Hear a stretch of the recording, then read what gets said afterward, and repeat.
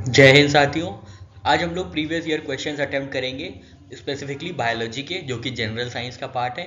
और जो previous year questions हम लोग डिस्कस करेंगे वो आता है सेल्स और टिश्यूज़ के अंदर। तो बहुत ही छोटे छोटे कॉन्सेप्ट हैं, वो आपको बताए जाएंगे। और ढेर सारे क्वेश्चंस, ये सिर्फ यूपीएससी या बीपीएससी से ही नहीं, एनडीए में जो क्वेश्चन आए हैं इसी की तर्ज पे, इसी से रिलेटेड, या सीडीएस में जो क्वेश्चन आए हैं उनको भी इंक्लूड किया गया है, ताकि आपकी अंडरस्टैंडिंग थोड़ा सा ब्रॉड हो सके। तो सेल्स एंड टिश्यूज में हम लोग जो पहला क्वेश्चन डिस्कस करेंगे वो हरियाणा पीसीएस 2017 का है। आपसे पूछा गया है pigment containing and light reflecting cells are. तो जो पिगमेंट होंगे और जो लाइट रिफ्लेक्टिंग सेल्स होंगे उनको क्या कहा जाएगा? वर्णयुक्त मतलब लाइट, और प्रकाश परावर्तक मतलब लाइट रिफ्लेक्टिंग सेल्स। पिगमेंट और लाइट रिफ्लेक्टिंग सेल्स कौन से होते हैं, आपसे ये पूछा है। आपके ऑप्शन है ल्यूकोप्लास्ट, सेकेंड ऑप्शन क्या है आपका? क्लोरोप्लास्ट, थर्ड ऑप्शन है क्रोमैटोफोर्स, और लास्ट ऑप्शन है क्रोमैटोप्लास्ट। ठीक है, तो इसका सही आंसर है क्रोमैटोफोर। ठीक है, क्रोमैटोफोर। ठीक है, क्रोमैटो से आप समझ जाएंगे कलर की बात हो रही है। ठीक है, क्रोमा का मतलब होता है कलर। ठीक है, तो क्रोमैटोफोर से आप समझ जाएंगे कि ये कलर की बात हो रही है। ठीक है, तो क्रोमैटोफोर जो है वर्णयुक्त, वर्णयुक्त, ठीक है, वर्णक युक्त और प्रकाश परावर्तक कोशिकाएं हैं। ठीक है, वर्णक युक्त और प्रकाश परावर्तक कोशिकाएं हैं, मतलब पिगमेंट है इनमें, और प्रकाश परावर्तक है, लाइट रिफ्लेक्टिंग सेल्स हैं। ठीक है, तो जो हम लोग गिरगिटान में देखते हैं, कैमिलियन में देखते हैं कि जो अलग अलग लाइट लगा, मतलब अलग अलग कलर चेंज होता है, वो क्रोमैटोफोर्स की वजह से, क्रोमैटोफोर सेल्स की वजह से ये सब होता है। ठीक है, तो क्रोमैटोफोर वर्णक युक्त और प्रकाश परावर्तक कोशिकाएं हैं। ठीक है, सेल्स हैं कौन कौन से? लाइट रिफ्लेक्टिंग और पिगमेंट। इसमें पिगमेंट भी है और लाइट भी है। यह उभयचर, मछली, सरीसृप जानवरों की एक विस्तृत श्रृंखला में पाए जाते हैं। ठीक है, तो ये एक सीरीज में पाए जाते हैं, स्क्विड्स में, फिश में, एम्फीबियंस में, जो कि केपेबल होते हैं कलर चेंज करने के। ठीक है, जैसे हम गिरगिटान देखते हैं, वो सबसे ज़्यादा, जो कैमिलियन है जो सबसे ज़्यादा रंग बदलता है, वो एक क्यों इसकी वजह से रंग बदलता है कि उनके पास क्रोमैटोफोर सेल्स हैं। और साथ ही साथ आप अगर कोई मरीन वर्टिब्रेट्स में देखेंगे, मरीन वैरायटी में काफ़ी ये मिलते हैं, जैसे सेफालोपॉड्स है, स्क्विड्स है, फिश है, अम्फीबियंस है, इन सब में भी क्रोमैटोफोर्स मिल जाते हैं। ठीक है, जहाँ से लाइट चमकने लगती है, तो हमें लगता है समंदर के अंदर लाइट जल रही है, पर वो एक्चुअली में क्रोमैटोफोर सेल्स होते हैं। ठीक है, क्रोमैटोफोर मुख्य रूप से एक्टोथर्मिक जानवरों में त्वचा और आंखों के रंग पैदा करने के लिए जिम्मेदार होते हैं। ठीक है, तो अब हम लोग एक एक का फंक्शन देख लेते हैं क्या है। तो सबसे पहले ल्यूकोप्लास्ट है। ठीक है, ल्यूकोप्लास्ट का क्या काम होता है? ल्यूकोप्लास्ट का काम होता है स्टोरेज का। ठीक है, ये क्या स्टोर करते हैं? स्टार्च, ऑयल और प्रोटीन्स। ठीक है, तो याद रखिएगा, बस इतना याद रखिएगा, ल्यूकोप्लास्ट का क्या काम है? ल्यूकोप्लास्ट का स्टोरेज का काम है। ठीक है, स्टोरेज का काम है, क्या स्टोर करते हैं? स्टार्च, ऑयल्स और प्रोटीन्स। फिर हमारा आता है क्लोरोप्लास्ट। ये तो सबको ही पता होगा कि क्लोरोप्लास्ट क्या है? ये ग्रीन प्लास्टिड्स हैं। ठीक है, ग्रीन प्लास्टिड्स हैं जो क्या करते हैं? सोलर एनर्जी को लेते हैं और उसको कन्वर्ट करते हैं केमिकल एनर्जी में। ठीक है, they capture light energy and convert it into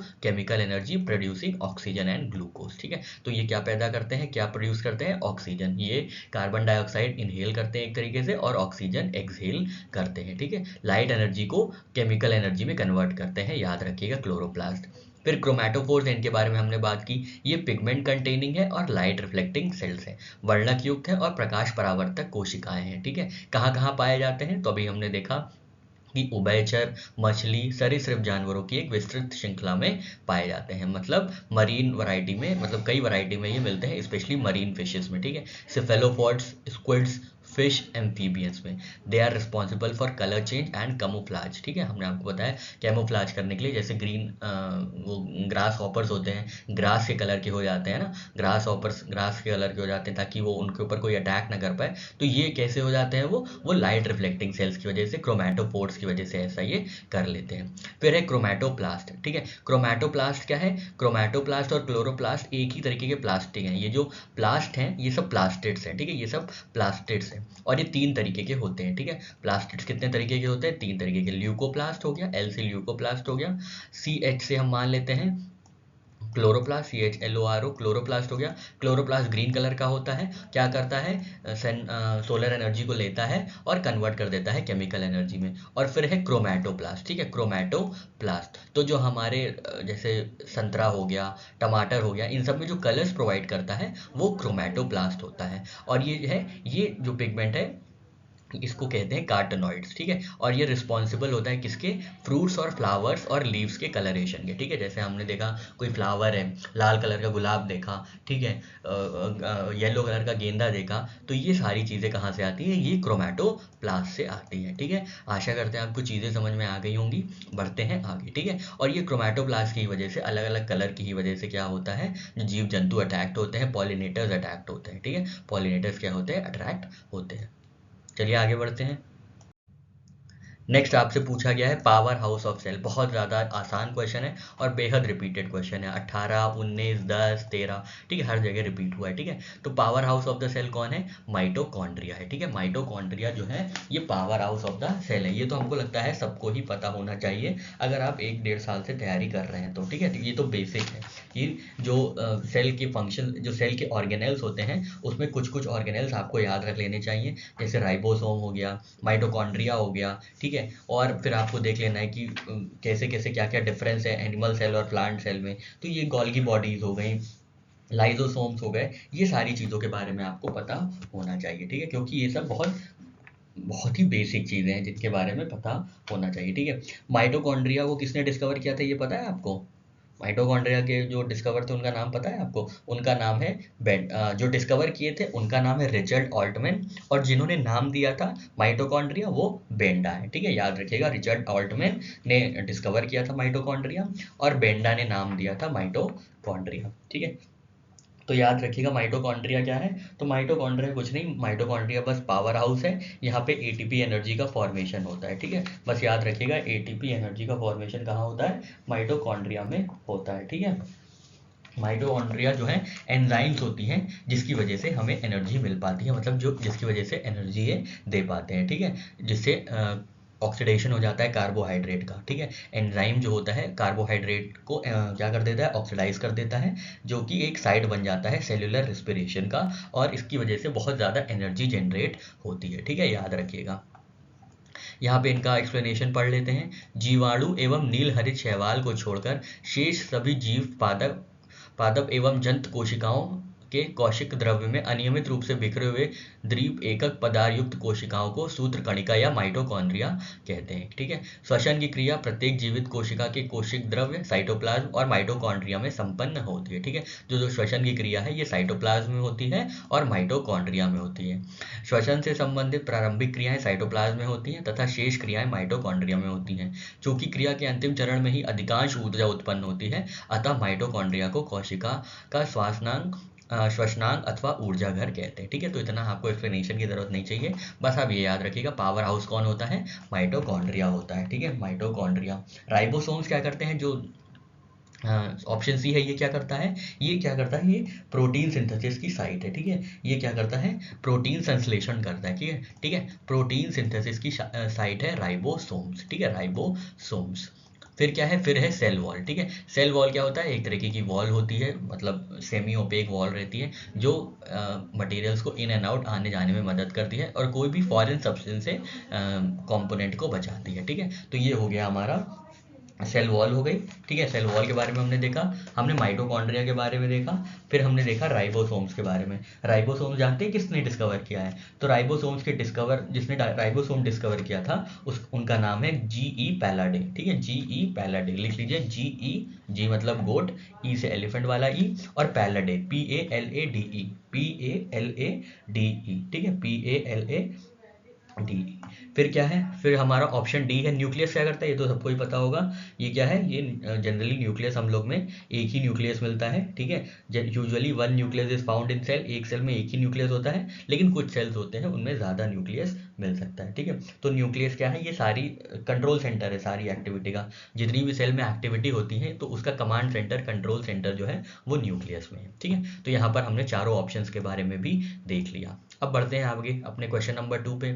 तो ये बोल रहे हैं which of the following sales organelles does not possess genetic material encoding proteins. तो कौन सा ऐसा ऑर्गेनेल है, सेल ऑर्गेनेल है, जहाँ पे प्रोटीन सिंथेसिस के लिए कोई जेनेटिक मटेरियल नहीं है, ठीक है। तो जेनेटिक मटेरियल किसके पास नहीं होगा, तो जेनेटिक मटेरियल क्या होता है, जेनेटिक मटेरियल होता है डीएनए, ठीक है, डीएनए, ठीक है, डीएनए होता है जेनेटिक मटेरियल।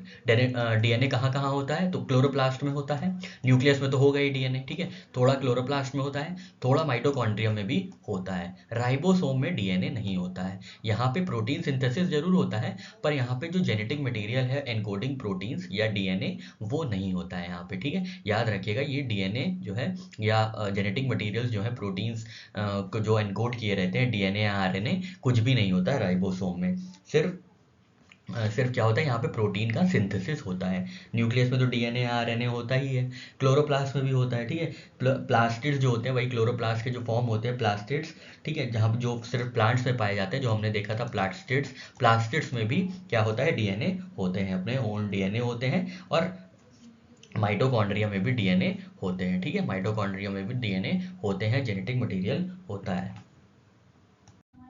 नेक्स्ट क्वेश्चन हम लोग देखते हैं, एनडीए 2018 में पूछा गया है। देखिए ये सारे जो क्वेश्चंस हैं ये कॉन्सेप्ट बिल्डिंग के लिए, ठीक है, क्योंकि आजकल एग्जाम का नेचर जो हो गया है इतना डायनामिक हो गया है। ऐसा नहीं है सिर्फ आप जो एक पर्टिकुलर एग्जाम में ही क्वेश्चंस आए उन्हीं को रट के चले जाएं, उन्हीं के प्रीवियस ईयर क्वेश्चंस रट के चले जाएं, हो गया। आपको अक्रॉस एग्जाम्स देखना है, जो भी गवर्नमेंट के एग्जाम्स हो रहे हैं, एनडीए हो रहा, सीडीएस हो रहा, या यूपीएससी का जियो साइंटिस्ट का एग्जाम है, सीएपीएफ है, सारे मतलब जहाँ तक हो सके वहाँ तक आप कवर करने की कोशिश कीजिए, ठीक है। इससे क्या होगा, इससे आपका नॉलेज बेस तो बढ़ेगा ही और कॉन्सेप्ट भी डेवलप होंगे, क्योंकि घूम फिर के जो है एग्जाम, जो भी गवर्नमेंट बॉडी है, एग्जाम लेने वाली बॉडी है, वो चाहती है कि ऐसे क्वेश्चन क्रिएट करे ताकि कोई क्वेश्चन के ऊपर कोई भी ऑब्जेक्शन ना उठ सके। तो वो बहुत कम मेहनत करना चाहते हैं, वो चाहते हैं किसी दूसरे एग्जाम से थोड़ा बहुत हिंट लेके टीप दें, ठीक है। तो इसी प्रोसेस को हम लोग आगे बढ़ाएंगे और इसी प्रोसेस से हम लोग अपनी पढ़ाई करेंगे कि जितने एग्जाम्स हुए हैं हमारे गवर्नमेंट से रिलेटेड और जिसमें ये साइंस के क्वेश्चंस पूछे गए हैं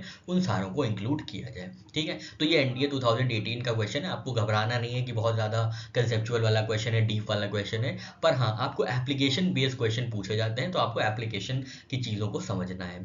यहाँ पे आपसे पूछा गया है, if bye an unknown accident acid secreting cells of stomach wall of an individual are damaged, digestion of which of the following biomolecule will be affected to a greater extent, ठीक है। तो आपसे बताया जा रहा है कि कहीं दुर्घटना हो गई, कहीं एक्सीडेंट हो गया है, जिसके चलते क्या हुआ है, स्टमक, जो व्यक्ति के पेट की भित्तियों की अम्ल स्राव कोशिकाएं हैं, मतलब जो इंडिविजुअल्स के स्टमक के डाइजेशन सेल्स हैं वो डैमेज हो चुके हैं, ठीक है, स्टमक के एसिड सिक्रीटिंग सेल्स के, ठीक है, स्टमक के एसिड सिक्रीटिंग सेल्स डैमेज हुए हैं। याद रखिएगा यहाँ पे क्या क्या बोला है, एक तो पहले स्टमक बोला है और स्टमक के एसिड सिक्रीटिंग सेल्स के बारे में बताया गया है, ठीक है। तो आपको पता होगा ये बात कि स्टमक में क्या होता है, स्टमक में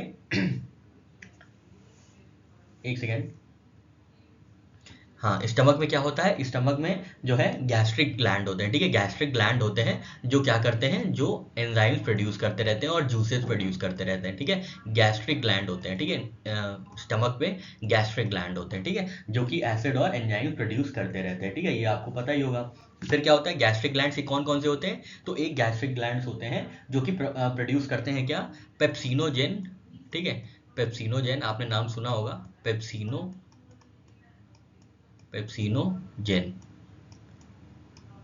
प्लस हाइड्रोक्लोरिक एसिड, ठीक है। तो ये जो गैस्ट्रिक सेल्स होते हैं, एसिड सिक्रीटिंग सेल्स होते हैं, ये वाले एसिड सिक्रीटिंग सेल्स ये क्या प्रोड्यूस करते हैं, ये pepsinogen plus hydrochloric acid produce करते हैं, ठीक है। पेप्सिनोजेन क्या करता है, तो पेप्सिनोजेन जो है एक इनएक्टिव एंजाइम है, ठीक है, पेप्सिनोजेन क्या है, इनएक्टिव एंजाइम है, ठीक है, इनएक्टिव एंजाइम है जो क्या करता है, जो कि कन्वर्ट कर देता है, एक्टिव होने के बाद पेप्सिनोजेन क्या करता है, प्रोटीन को कन्वर्ट कर देता है सिंपलर फॉर्म में, ठीक है, प्रोटीन को कन्वर्ट कर देता है सिंपलर फॉर्म में, कौन कौन से फॉर्म में, तो कर देता है पेप्टोन्स और पेप्टियोज में, ठीक है, पेप्टोन्स और पेप्टियोज में ये कन्वर्ट कर देता है, ठीक है, ये लिखते जाइएगा जो हम बता रहे हैं, पेप्टियोन्स में और पेप्टोज में, नहीं तो आपको पता ही होगा हमारे हिसाब से, तो ये लगता है हमको आपको पता होना चाहिए, पेप्टोन्स और पेप्टियोज में कन्वर्ट कर देता है, पूरा नहीं लिखेंगे, लिख लीजिएगा, पेप्टियोज में कन्वर्ट कर देता है, ठीक है, पेप्टियोज और पेप्टोन्स में कन्वर्ट कर देता है। यही पेप्टोन्स और पेप्टियोल आगे चल के क्या हो जाते हैं, डाईपेप्टाइड्स, इसके सिंपलर वर्जन हो जाते हैं डाईपेप्टाइड्स, ठीक है।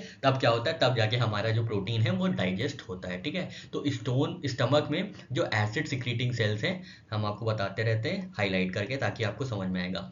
या है येलो वाले पोर्शन में देखिए हम हाईलाइट कर रहे हैं स्टमक, ठीक है। तो ये जो स्टमक है इसमें एसिड सिक्रीटिंग सेल्स हैं। एसिड सिक्रीटिंग सेल्स क्या क्या है, वो क्या क्या सिक्रीट करते हैं, तो वो पेप्सिनोजेन, ठीक है, ये पेप्सिनोजेन लिखा हुआ है, और HCl सिक्रीट करते हैं, ठीक है। एसिड सिक्रीटिंग सेल्स पेप्सिनोजेन और HCl सिक्रीट करते हैं। पेप्सिनोजेन क्या करता है, तो पेप्सिनोजेन एक्टिव एंजाइम है, इनएक्टिव एंजाइम रहता है पहले, फिर एक्टिव होकर प्रोटीन्स को कन्वर्ट कर देता है। प्रोटीन क्योंकि कॉम्प्लेक्स मैटर है, ठीक है, कॉम्प्लेक्स सब्सटेंस है, इसको सिंपलर फॉर्म में कन्वर्ट कर देता है ताकि आराम से डाइजेस्ट हो जाए। किसमें किसमें, पेप्टोन्स और पेप्टियोल्स में। ये आगे चल के डाईपेप्टाइड्स में कन्वर्ट हो जाते हैं। तो अगर एसिड सिक्रीटिंग सेल्स डैमेज हो गए तो क्या डैमेज हो जाएगा, प्रोटीन सिंथेसिस वाली चीज़ें या प्रोटीन को सिंपलर फॉर्म में तोड़ने वाली चीज़ों को अफेक्ट करेगी ये, ठीक है। तो प्रोटीन जो है इफेक्ट हो जाएगा, ठीक है, प्रोटीन जो है बहुत भारी मात्रा में इफेक्ट हो जाएगा, ठीक है, ये याद रखिएगा। ये यहाँ पे लिखा है हमने जो आपको बताया कि गैस्ट्रिक ग्लैंड्स होते हैं। गैस्ट्रिक ग्लैंड्स में क्या होता है, गैस्ट्रिक ग्लैंड्स में हाइड्रोक्लोरिक एसिड होता है, श्लेष्म होता है और म्यूकस तथा निष्क्रिय पेप्सिनोजेन होता है, जो हमने आपको बताया इनएक्टिव पेप्सिनोजेन होता है, ठीक है।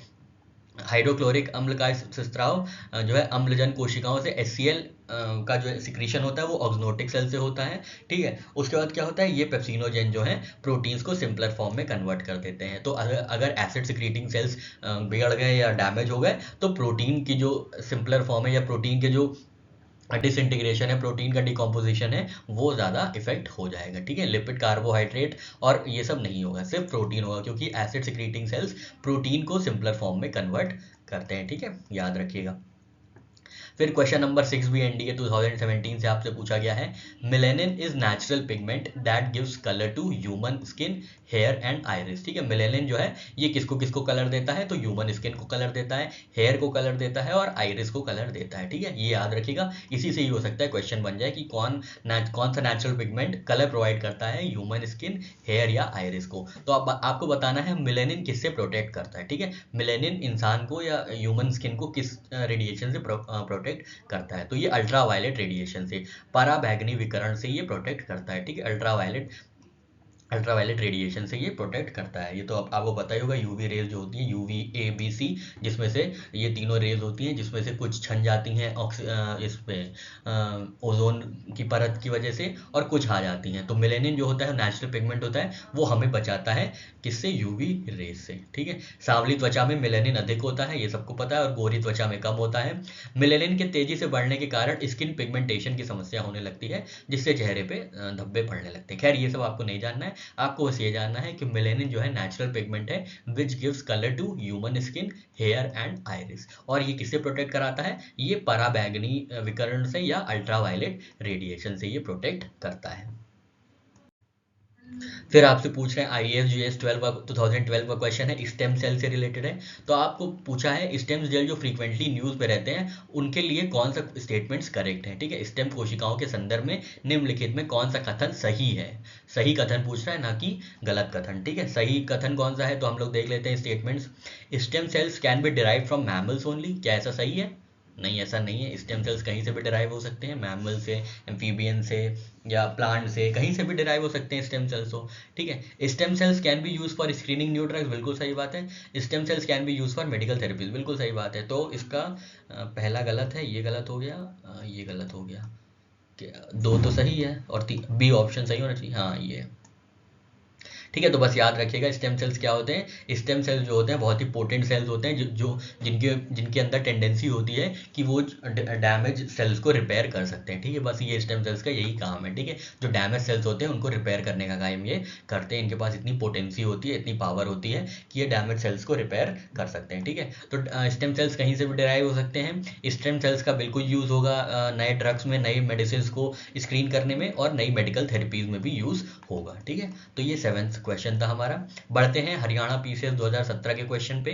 The biologist who discovered scientific function of cell, ठीक है। साइंटिफिक फंक्शन ऑफ सेल का किस वैज्ञानिक ने खोज किया था कि कुछ साइंटिफिक फंक्शन होगा सेल का, तो ये साहब थे, ये रॉबर्ट हुक साहब थे, ठीक है, रॉबर्ट हुक, ठीक है। आप बताइए विलियम हार्वे ने क्या खोजा था, ठीक है, विलियम हार्वे साहब ने किस चीज़ की खोज की थी, और कोशिश ये करिएगा कि ईयर भी याद रखिए कि क्या खोजा था, ठीक है, इन्होंने क्या खोजा था। तो कोशिका की खोज जो है 1665 में हो गई थी, ब्रिटिश वनस्पति रॉबर्ट हुक ने की थी, याद रखिएगा। जिन जो खोजे थे कोशिकाओं को या सेल्स की डिस्कवरी जिन्होंने की थी वो रॉबर्ट हुक थे, यही थे रॉबर्ट हुक, ठीक है।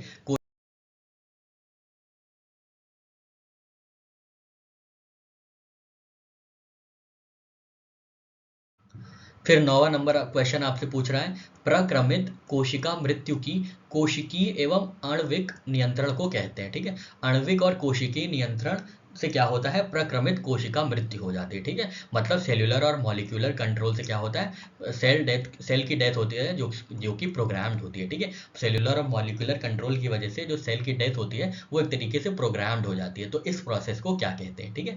प्रक्रमित कोशिका मृत्यु की कोशिकीय एवं आणविक नियंत्रण को कहते हैं, तो इसको अपोप्टोसिस कहते हैं, ठीक है, अपोप्टोसिस कहते हैं, ठीक है, अपोप्टोसिस, ठीक है, ये कहते हैं इसको अपोप्टोसिस, याद रखिएगा, बस रट्टा मार लीजिएगा। प्रक्रमित कोशिका मृत्यु की कोशिकीय एवं आणविक नियंत्रण को अपोप्टोसिस कहते हैं। प्रत्येक प्राणी में विकास के दौरान अनेक पुरानी एवं टूटी फूटी कोशिकाएं बेकार हो जाने पर निर्धारित कार्यक्रम के अनुसार नष्ट हो जाती है, ठीक है। तो जो जो सेल्स हमारे अंदर बेकार हो चुके हैं, जिनका कोई यूज नहीं है, उनकी क्या हो जाती है, उनकी डेथ को प्रोग्राम कर दिया जाता है by cellular and molecular control, ठीक है। तो कोशिका की मृत्यु करने के लिए क्या होता है, कोशिका एवं आणविक नियंत्रण काम में आता है, ठीक है। तो कोशिका के नष्ट होने की इस प्रक्रिया को एपोप्टोसिस या तयशुदा कोशिका मृत्यु कहते हैं, या प्रोग्राम्ड सेल डेथ कहते हैं, ठीक है, ये याद रखिएगा आप। फिर आपसे क्वेश्चन नंबर 10 पूछ रहा है, 97 IAS का क्वेश्चन है, याद रखिएगा, ये ऐसे क्वेश्चन जनरली रिपीट हो जाते हैं। तो corpus luteum is mass of cells found in, पीत पिंड कहाँ पाई जाने वाली कोशिकाओं की संगति है, ठीक है। तो कॉर्पस ल्यूटियम जो है ये कहाँ मिलता है, ये ओवरी में मिलता है, बस आपको इतना याद रख लेना है, ठीक है। इसमें कोई कॉन्सेप्ट वाली बात नहीं है, इसमें थोड़ा रट्टाफिकेशन वाली बात है, ठीक है। कॉर्पस ल्यूटियम में क्या होता है, कॉर्पस ल्यूटियम कहाँ होता है, तो ये ओवरी में पाया जाता है, ठीक है, ओवरी में ये मास ऑफ सेल्स पाए जाते हैं, ठीक है। बढ़ते हैं आगे, क्वेश्चन नंबर 11 पे, यूपीपी से 2008 का है। आपसे पूछा गया है कि which of the following is bioethically non controversial source of stem cells. देखा, अभी हम लोग ने कहीं एनडीए में स्टेम सेल्स की बात देखी थी, शायद आईएएस का ही क्वेश्चन था, अब यहाँ पे भी 2008 में स्टेम सेल्स के बारे में पूछा गया था, ठीक है। तो bioethically non controversial source of stem cells as an alternative to highly controversial embryonic stem cells, ठीक है। तो आपको ये बताना है कि which one of the following is bioethically non-controversial source of stem cells as an alternative to highly controversial embryonic stem cells। तो मतलब दो स्टेम सेल्स होते हैं, एक जो एम्ब्रियोज में मिलते हैं, ठीक है, एक जो एम्ब्रियोज में मिलते हैं और एक अलग होते हैं, जैसे बोन मैरो में मिल गए, स्प्लीन में मिल गए, ये वाले स्टेम सेल्स होते हैं, ठीक है। बोन मैरो हो गया, स्प्लीन हो गया, दो तरीके के स्टेम सेल्स मिल जाते हैं, ठीक है। तो एम्ब्रियो में क्यों होता है, क्योंकि एम्ब्रियो जो है ये सेक्सुअल फर्टिलिटी या सेक्सुअल ओरिएंटेशन पे काम करता है, इसलिए ये कंट्रोवर्शियल हो गया है एम्ब्रियो स्टेम सेल्स वाला, ठीक है। जिससे पेड़ खराब हो सकते हैं, पौधे खराब हो सकते हैं, इसलिए एम्ब्रियोनिक स्टेम सेल्स को कंट्रोवर्शियल माना जाता है। जबकि बोन मैरो या स्प्लीन वाले जो स्टेम सेल्स होते हैं वो इतने इन्वेजिव या इतने हार्मफुल नहीं होते हैं, ठीक है। तो इसका क्या रीज़न है, तो ये देखिए, bone marrow derived cells, amniotic fluid derived stem cells, blood of foetus या ब्लड ऑफ बेबीज, ठीक है। तो जैसा हमने बताया, जो bone marrow derived stem cells हैं ये कंट्रोवर्शियल नहीं है, एमनियोटिक फ्लूइड वाले हैं क्योंकि ये एम्ब्रियोनिक स्टेम सेल्स ही होते हैं। अब ब्लड ऑफ फीटस तो कोई वही नहीं है और ब्लड ऑफ बेबीज का कुछ यहाँ पे रेलेवेंस नहीं है, तो ये तो ऐसे ही एलिमिनेट हो जाएंगे। तो आपको याद रखना है, bone marrow derived stem sales जो हैं वो क्या हैं, वो non controversial source of stem cells हैं, और एमनियोटिक फ्लूइड वाले जो एम्ब्रियो वाले हैं वो क्या हैं, वो थोड़े से कॉन्ट्रोवर्शियल हो जाते हैं, ठीक है। स्टेम सेल ऐसी मूल कोशिकाएं होती हैं जिनमें शरीर के किसी भी अंग के कोशिका के रूप में विकसित करने की क्षमता होती है, ये हमने आपको बताया। स्टेम सेल्स क्या होते हैं, इतनी पोटेंसी होती है इनमें, इतनी पावर होती है इनमें कि कोई भी डैमेज सेल है और बॉडी का, उनको रिपेयर किया जा सकता है स्टेम सेल्स की मदद से। वैज्ञानिक प्रयोगों के लिए स्रोत के आधार पर स्टेम कोशिकाओं को भ्रूण, वयस्क तथा कार्ड ब्लड में बांटा जाता है। ठीक है, कॉर्ड ब्लड हो गया, एडल्ट स्टेम सेल्स हो गया, ठीक है, फीटस स्टेम सेल्स हो गया, तो ये सब स्टेम सेल्स हो जाते हैं। अधिकांश स्टेम सेल कोशिकाएं भ्रूण से प्राप्त होती हैं, ठीक है, फीटस से प्राप्त होती हैं। इन्हें जन्म के समय ही सुरक्षित रखना होता है। इन मूल कोशिकाओं के अनुसंधान को लेकर काफ़ी विवाद है, इनके रिसर्च को लेकर काफ़ी कंट्रोवर्सी हो जाती है। ठीक है, कारण ये है कि विकास के प्रारंभिक चरण में मानव भ्रूण से इन कोशिकाओं को प्राप्त करने के दौरान भ्रूण नष्ट भी हो जाता है। ठीक है, वही एम्ब्रियोनिक सेल्स क्या होते हैं, डिस्ट्रॉय हो जाते हैं, जिसकी वजह से आगे बहुत हार्म होता है, मतलब माइटोकॉन्ड्रियल डिजीजेज हो जाते हैं, बहुत सी चीज़ें हो जाती हैं फिर। ठीक है, तो इसलिए एम्ब्रियोनिक स्टेम सेल जो हैं वो थोड़े से कॉन्ट्रोवर्शियल हो जाते हैं एथिकली, क्योंकि क्या होता है कि अगर हम लोग एम्ब्रियो के टाइम में स्टेम सेल्स डिराइव करते हैं एम्ब्रियो से, तो एम्ब्रियो डैमेज होने का डर रहता है, जिससे ये डर रहता है कि माइटोकॉन्ड्रियल डिजीजेज हो सकती हैं, तो इसलिए थोड़ा सा कंट्रोवर्शियल हो जाता है। जबकि ब्लड मैरो या स्प्लीन में ऐसा कुछ नहीं है, इसलिए इनका विरोध होता है। ठीक है, परंतु वर्तमान में इसके वैकल्पिक स्रोतों की तलाश कर ली गई है। गर्भनाल की रक्त, दांत, अस्थि मज्जा आदि स्टेम सेल कोशिकाओं के अविवादास्पद स्रोत हैं। ठीक है, बोन मैरो, स्प्लीन, टूथ, ये सब, अस्थि मज्जा, ये सब क्या है, ये सब नॉन कॉन्ट्रोवर्शियल सोर्स हैं स्टेम सेल्स के। फिर क्वेश्चन नंबर 12 पूछ रहा है 2006 यूपीपीसीएस का आपसे, the cells of a body that have ability to divide and differentiate into any types of cell of the body and which are the focus of research on many serious diseases. तो ये किसकी बात हो रही है, obviously ये stem cells की बात हो रही है। तो स्टेम सेल्स कौन से होते हैं, जिनके अंदर एबिलिटी होती है डिवाइड करने की और डिफरेंशिएट करने की किसी भी सेल, बॉडी के सेल के दौरान या किसी भी प्रकार में, और इसमें क्या होता है, ये काफ़ी चीज़ों को डैमेज जो हुई होती है उनको रिपेयर करने की क्षमता रखते हैं। ठीक है, इसीलिए इनको सीरियस डिजीज के उपचार में लाया गया है, इनके ऊपर नवाचार हो रहा है कि जो भी सीरियस डिजीजेज होते हैं वो स्टेम सेल्स के थ्रू उनको क्योर किया जा सकता है। तो इसका आंसर होगा स्टेम सेल्स। ठीक है, फिर 13वें नंबर क्वेश्चन में आपसे पूछा है 91 यूपीपीसीएस का क्वेश्चन है, बहुत ही बेसिक क्वेश्चन है। How does plant cell differ from animal cell. इसको हम लोग ज़्यादा डिस्कस नहीं करेंगे, ये सेल वॉल इसका आंसर होगा, ये बहुत ही आसान है। ठीक है, तो आप याद कर लीजिएगा प्लांट सेल और एनिमल सेल में क्या क्या डिफरेंस है, और सबसे इंपॉर्टेंट डिफरेंस जो है वो है सेल वॉल का। ठीक है, जंतु कोशिका और पादप कोशिका में निम्नलिखित भिन्नताएं पाई जाती हैं। पादप कोशिका में सेल्यूलोज से बनी कोशिका भित्ति होती है, सेल वॉल होती है, जबकि जंतु कोशिका में ऐसी कोई भित्ति या सेल्यूलोज नहीं पाया जाता है। ठीक है, तो याद रखिएगा जो सेल वॉल होती है वो सेल्यूलोज की बनी होती है। ठीक है, सेल्यूलोज की बनी होती है। पादप कोशिका में क्लोरोप्लास्ट एवं बड़ी बड़ी राजधानी होती है। ठीक है, जबकि जंतु कोशिका में इनका अभाव होता है। ठीक है, ऑब्वियसली प्लांट्स में जो है क्लोरोप्लास्ट होंगे, क्योंकि वो फोटोसिंथेसिस परफॉर्म करते हैं, एनिमल तो परफॉर्म नहीं करते हैं, तो उनके यहाँ क्लोरोप्लास्ट नहीं होते हैं। ठीक है, और क्या होता है, जो पादप कोशिकाएं हैं, मतलब जो प्लांट सेल्स हैं, उनमें सेल वॉल होती है जो कि सेल्यूलोज की बनी होती है। ठीक है, जो कि एनिमल सेल्स में सेल वॉल्स नहीं होती हैं। ठीक है, ये हम लोग का 13 नंबर क्वेश्चन हो गया। 15वें क्वेश्चन पे चलते हैं। ये एमपीपीसीएस का क्वेश्चन है, देखिए 94 का क्वेश्चन है। There is no pain when we cut our nails. जब हम अपने बाल काटते हैं या नाखून काटते हैं तो हमें क्यों दर्द नहीं होता है, इसका आंसर बताइए। ठीक है, दर्द कब होगा, दर्द तभी होगा जब हमारे जो सेल्स हैं वो दर्द महसूस करेंगे। जब सेल्स दर्द महसूस नहीं कर पाएंगे तो नहीं हो पाएगा। दर्द कैसे सेल्स महसूस करते हैं, क्योंकि ब्लड सर्कुलेशन होता है, जहाँ पे ब्लड सर्कुलेशन नहीं होगा वहाँ पे सेल्स जो है दर्द महसूस नहीं कर पाएंगे। ठीक है, तो इसका आंसर होगा A, nails are made by liquid of dead cells. ठीक है, जो है डेड सेल्स का बना है nails, which do not have blood circulation. नाखून मृत कोशिकाओं के द्रव्य के द्वारा बनाए जाते हैं, बने होते हैं, जिनमें रक्त संचरण नहीं होता है। ठीक है, रक्त संचरण नहीं होगा, ब्लड सर्कुलेशन होगा ही नहीं, तो पेन कुछ फील ही नहीं होगा, डेड सेल्स होंगे। ठीक है, तो ये 15 नंबर क्वेश्चन हो गया।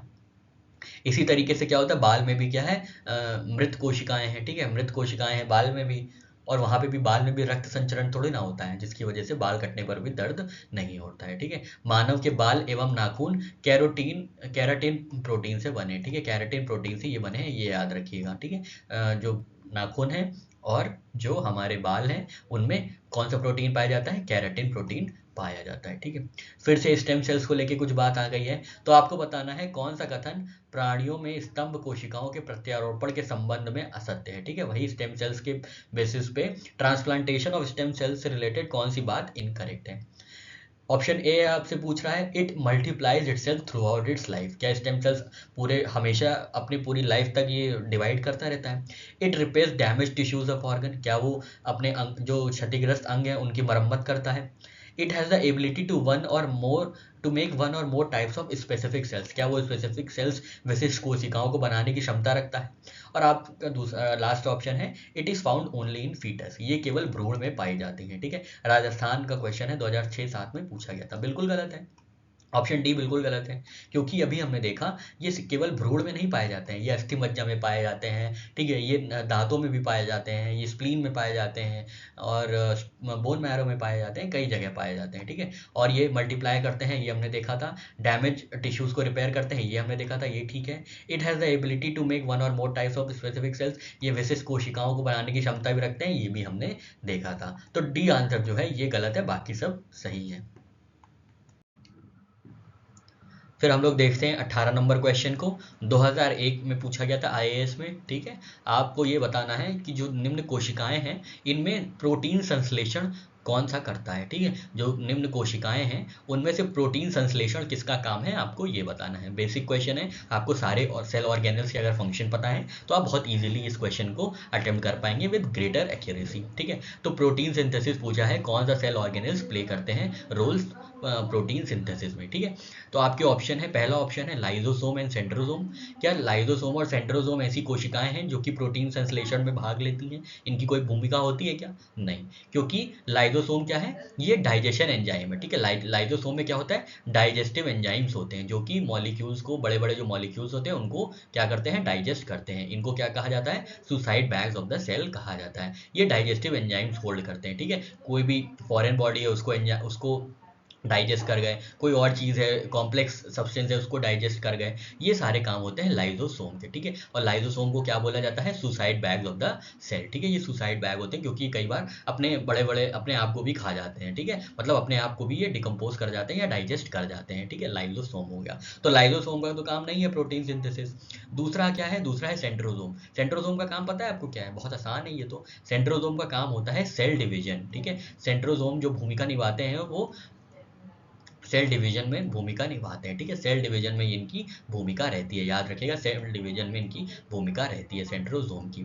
फिर हमारा अगला ऑप्शन है एंडोप्लाज्मिक रेटिकुलम एंड राइबोसोम। बिल्कुल सही है, यही है। ठीक है, यही है जहाँ पे प्रोटीन सिंथेसिस होते हैं, एंडोप्लाज्मिक रेटिकुलम में और राइबोसोम्स में। ठीक है, एंडोप्लाज्मिक रेटिकुलम दो प्रकार के होते हैं, एक स्मूथ एंडोप्लाज्मिक रेटिकुलम और एक स्मूथ का उल्टा क्या हो गया, मतलब क्या बोलते हैं उसको, नाम भी नहीं याद आ रहा है। स्मूथ एंडोप्लाज्मिक रेटिकुलम, और किसी को नाम याद आ रहा है क्या?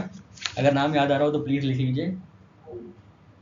एक रफ एंडोप्लाज्मिक रेटिकुलम और एक स्मूथ एंडोप्लाज्मिक रेटिकुलम। ठीक है, रफ वाले क्या करते हैं, रफ वाले जो एंडोप्लाज्मिक रेटिकुलम होते हैं वहीं पे प्रोटीन सिंथेसिस होता है। ठीक है, स्पेसिफिकली याद रखिएगा, रफ वाले जो होते हैं, रफ वाले, रुकिए एक मिनट लिख देते हैं ताकि आपको कंफ्यूजन ना हो। ठीक है, रफ वाले जो ईआर होते हैं, एंडोप्लाज्मिक रेटिकुलम होते हैं, वहाँ पे प्रोटीन सिंथेसिस होता है। ठीक है, स्मूथ वाले में क्या होता है, स्मूथ वाले चीज़ें सिक्रीट करते हैं। ठीक है, स्मूथ वाले जो है लिपिड्स सिक्रीट करते हैं, स्मूथ वाले एंडोप्लाज्मिक रेटिकुलम सिक्रीट करते हैं लिपिड्स। ठीक है, राइबोसोम से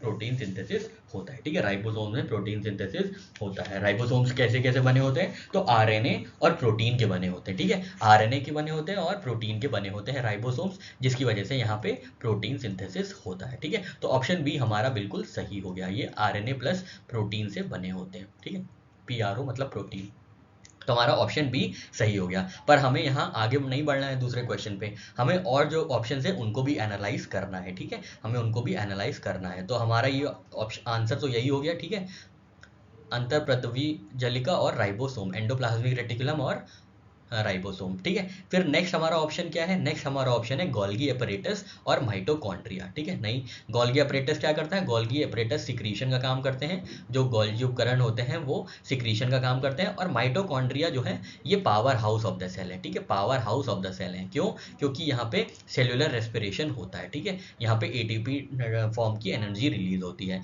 इसलिए ये माइटोकॉन्ड्रिया को power house of the cell बोला गया है। ठीक है, power house of the cell बोला गया है। नेक्स्ट ऑप्शन देखते हैं, लाइजोसोम। तो लाइजोसोम के बारे में हमने देखा, और माइटोकॉन्ड्रिया के बारे में भी देख लिया। ठीक है, इन दोनों के बारे में देख लिया कि ये क्या है, लाइजोसोम क्या है, suicide bag of the cells है, माइटोकॉन्ड्रिया क्या है, माइटोकॉन्ड्रिया है power house of the cell. ठीक है, तो यहाँ पे हम लोग ने ऑलमोस्ट जितने मेजर सेल ऑर्गेनल्स होते हैं उनमें किस किस चीज़ की भूमिका होती है, वो क्या काम करते हैं, हम लोग ने ऑलमोस्ट देख लिया है सारी चीज़ें। ठीक है, इसका हल्का सा एक्सप्लेनेशन पढ़ लेते हैं। अंतःप्रद्रव्य जालिका का मुख्य कार्य उन सभी वसाओं व प्रोटीनों का संचलन करना है जो कि विभिन्न झिल्लियों जैसे कोशिका झिल्ली, केंद्रक झिल्ली आदि का निर्माण करते हैं। राइबोसोम प्रोटीन और आरएनए की बनी होती है, हमने आपको बताया था ये आरएनए प्लस प्रोटीन की बनी होती है। राइबोसोम प्रोटीन संश्लेषण से भाग लेता है। अंतःप्रद्रव्य जालिका की सतह पर राइबोसोम पाए जाते हैं, अतः ये प्रोटीन संश्लेषण में भाग लेते हैं। ठीक है, तो एंडोप्लाज्मिक रेटिकुलम की जो सरफेस है यहाँ पे राइबोसोम रहते हैं, तो दोनों मिलके क्या करते हैं, प्रोटीन सिंथेसिस में रोल प्ले करते हैं। और आपको याद रखना है स्पेसिफिकली रफ एंडोप्लाज्मिक रेटिकुलम है जो प्रोटीन सिंथेसिस में पार्ट लेते हैं, जो स्मूथ हैं वो सिक्रीट करते हैं लिपिड्स। ठीक है, अब बढ़ते हैं आगे क्वेश्चन नंबर 19 पे। ये यूपीपीसीएस मेन का क्वेश्चन है।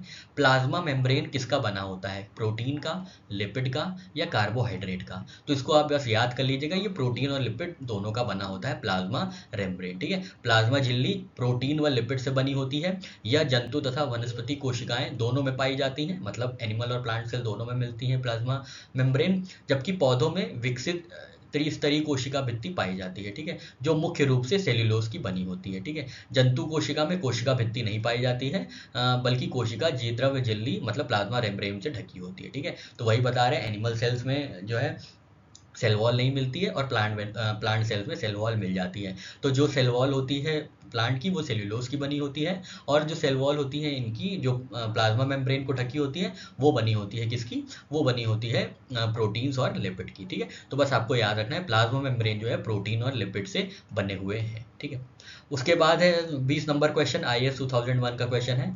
Which organelle in the cell besides nucleus contain DNA. ठीक है, नाभिक के अलावा कोशिका के किस कोशिकांग में डीएनए होता है। ठीक है, एकदम रट्टा वाला क्वेश्चन है। ठीक है, रट्टे वाला क्वेश्चन है, आपको बताना है डीएनए जो है न्यूक्लियस में तो मिलेगा ही। ठीक है, न्यूक्लियस के अलावा और कहाँ मिलता है, ठीक है, किस सेल ऑर्गेनल में मिलता है। सेंट्रियोल में मिलता है क्या, तारक केंद्र में, नहीं।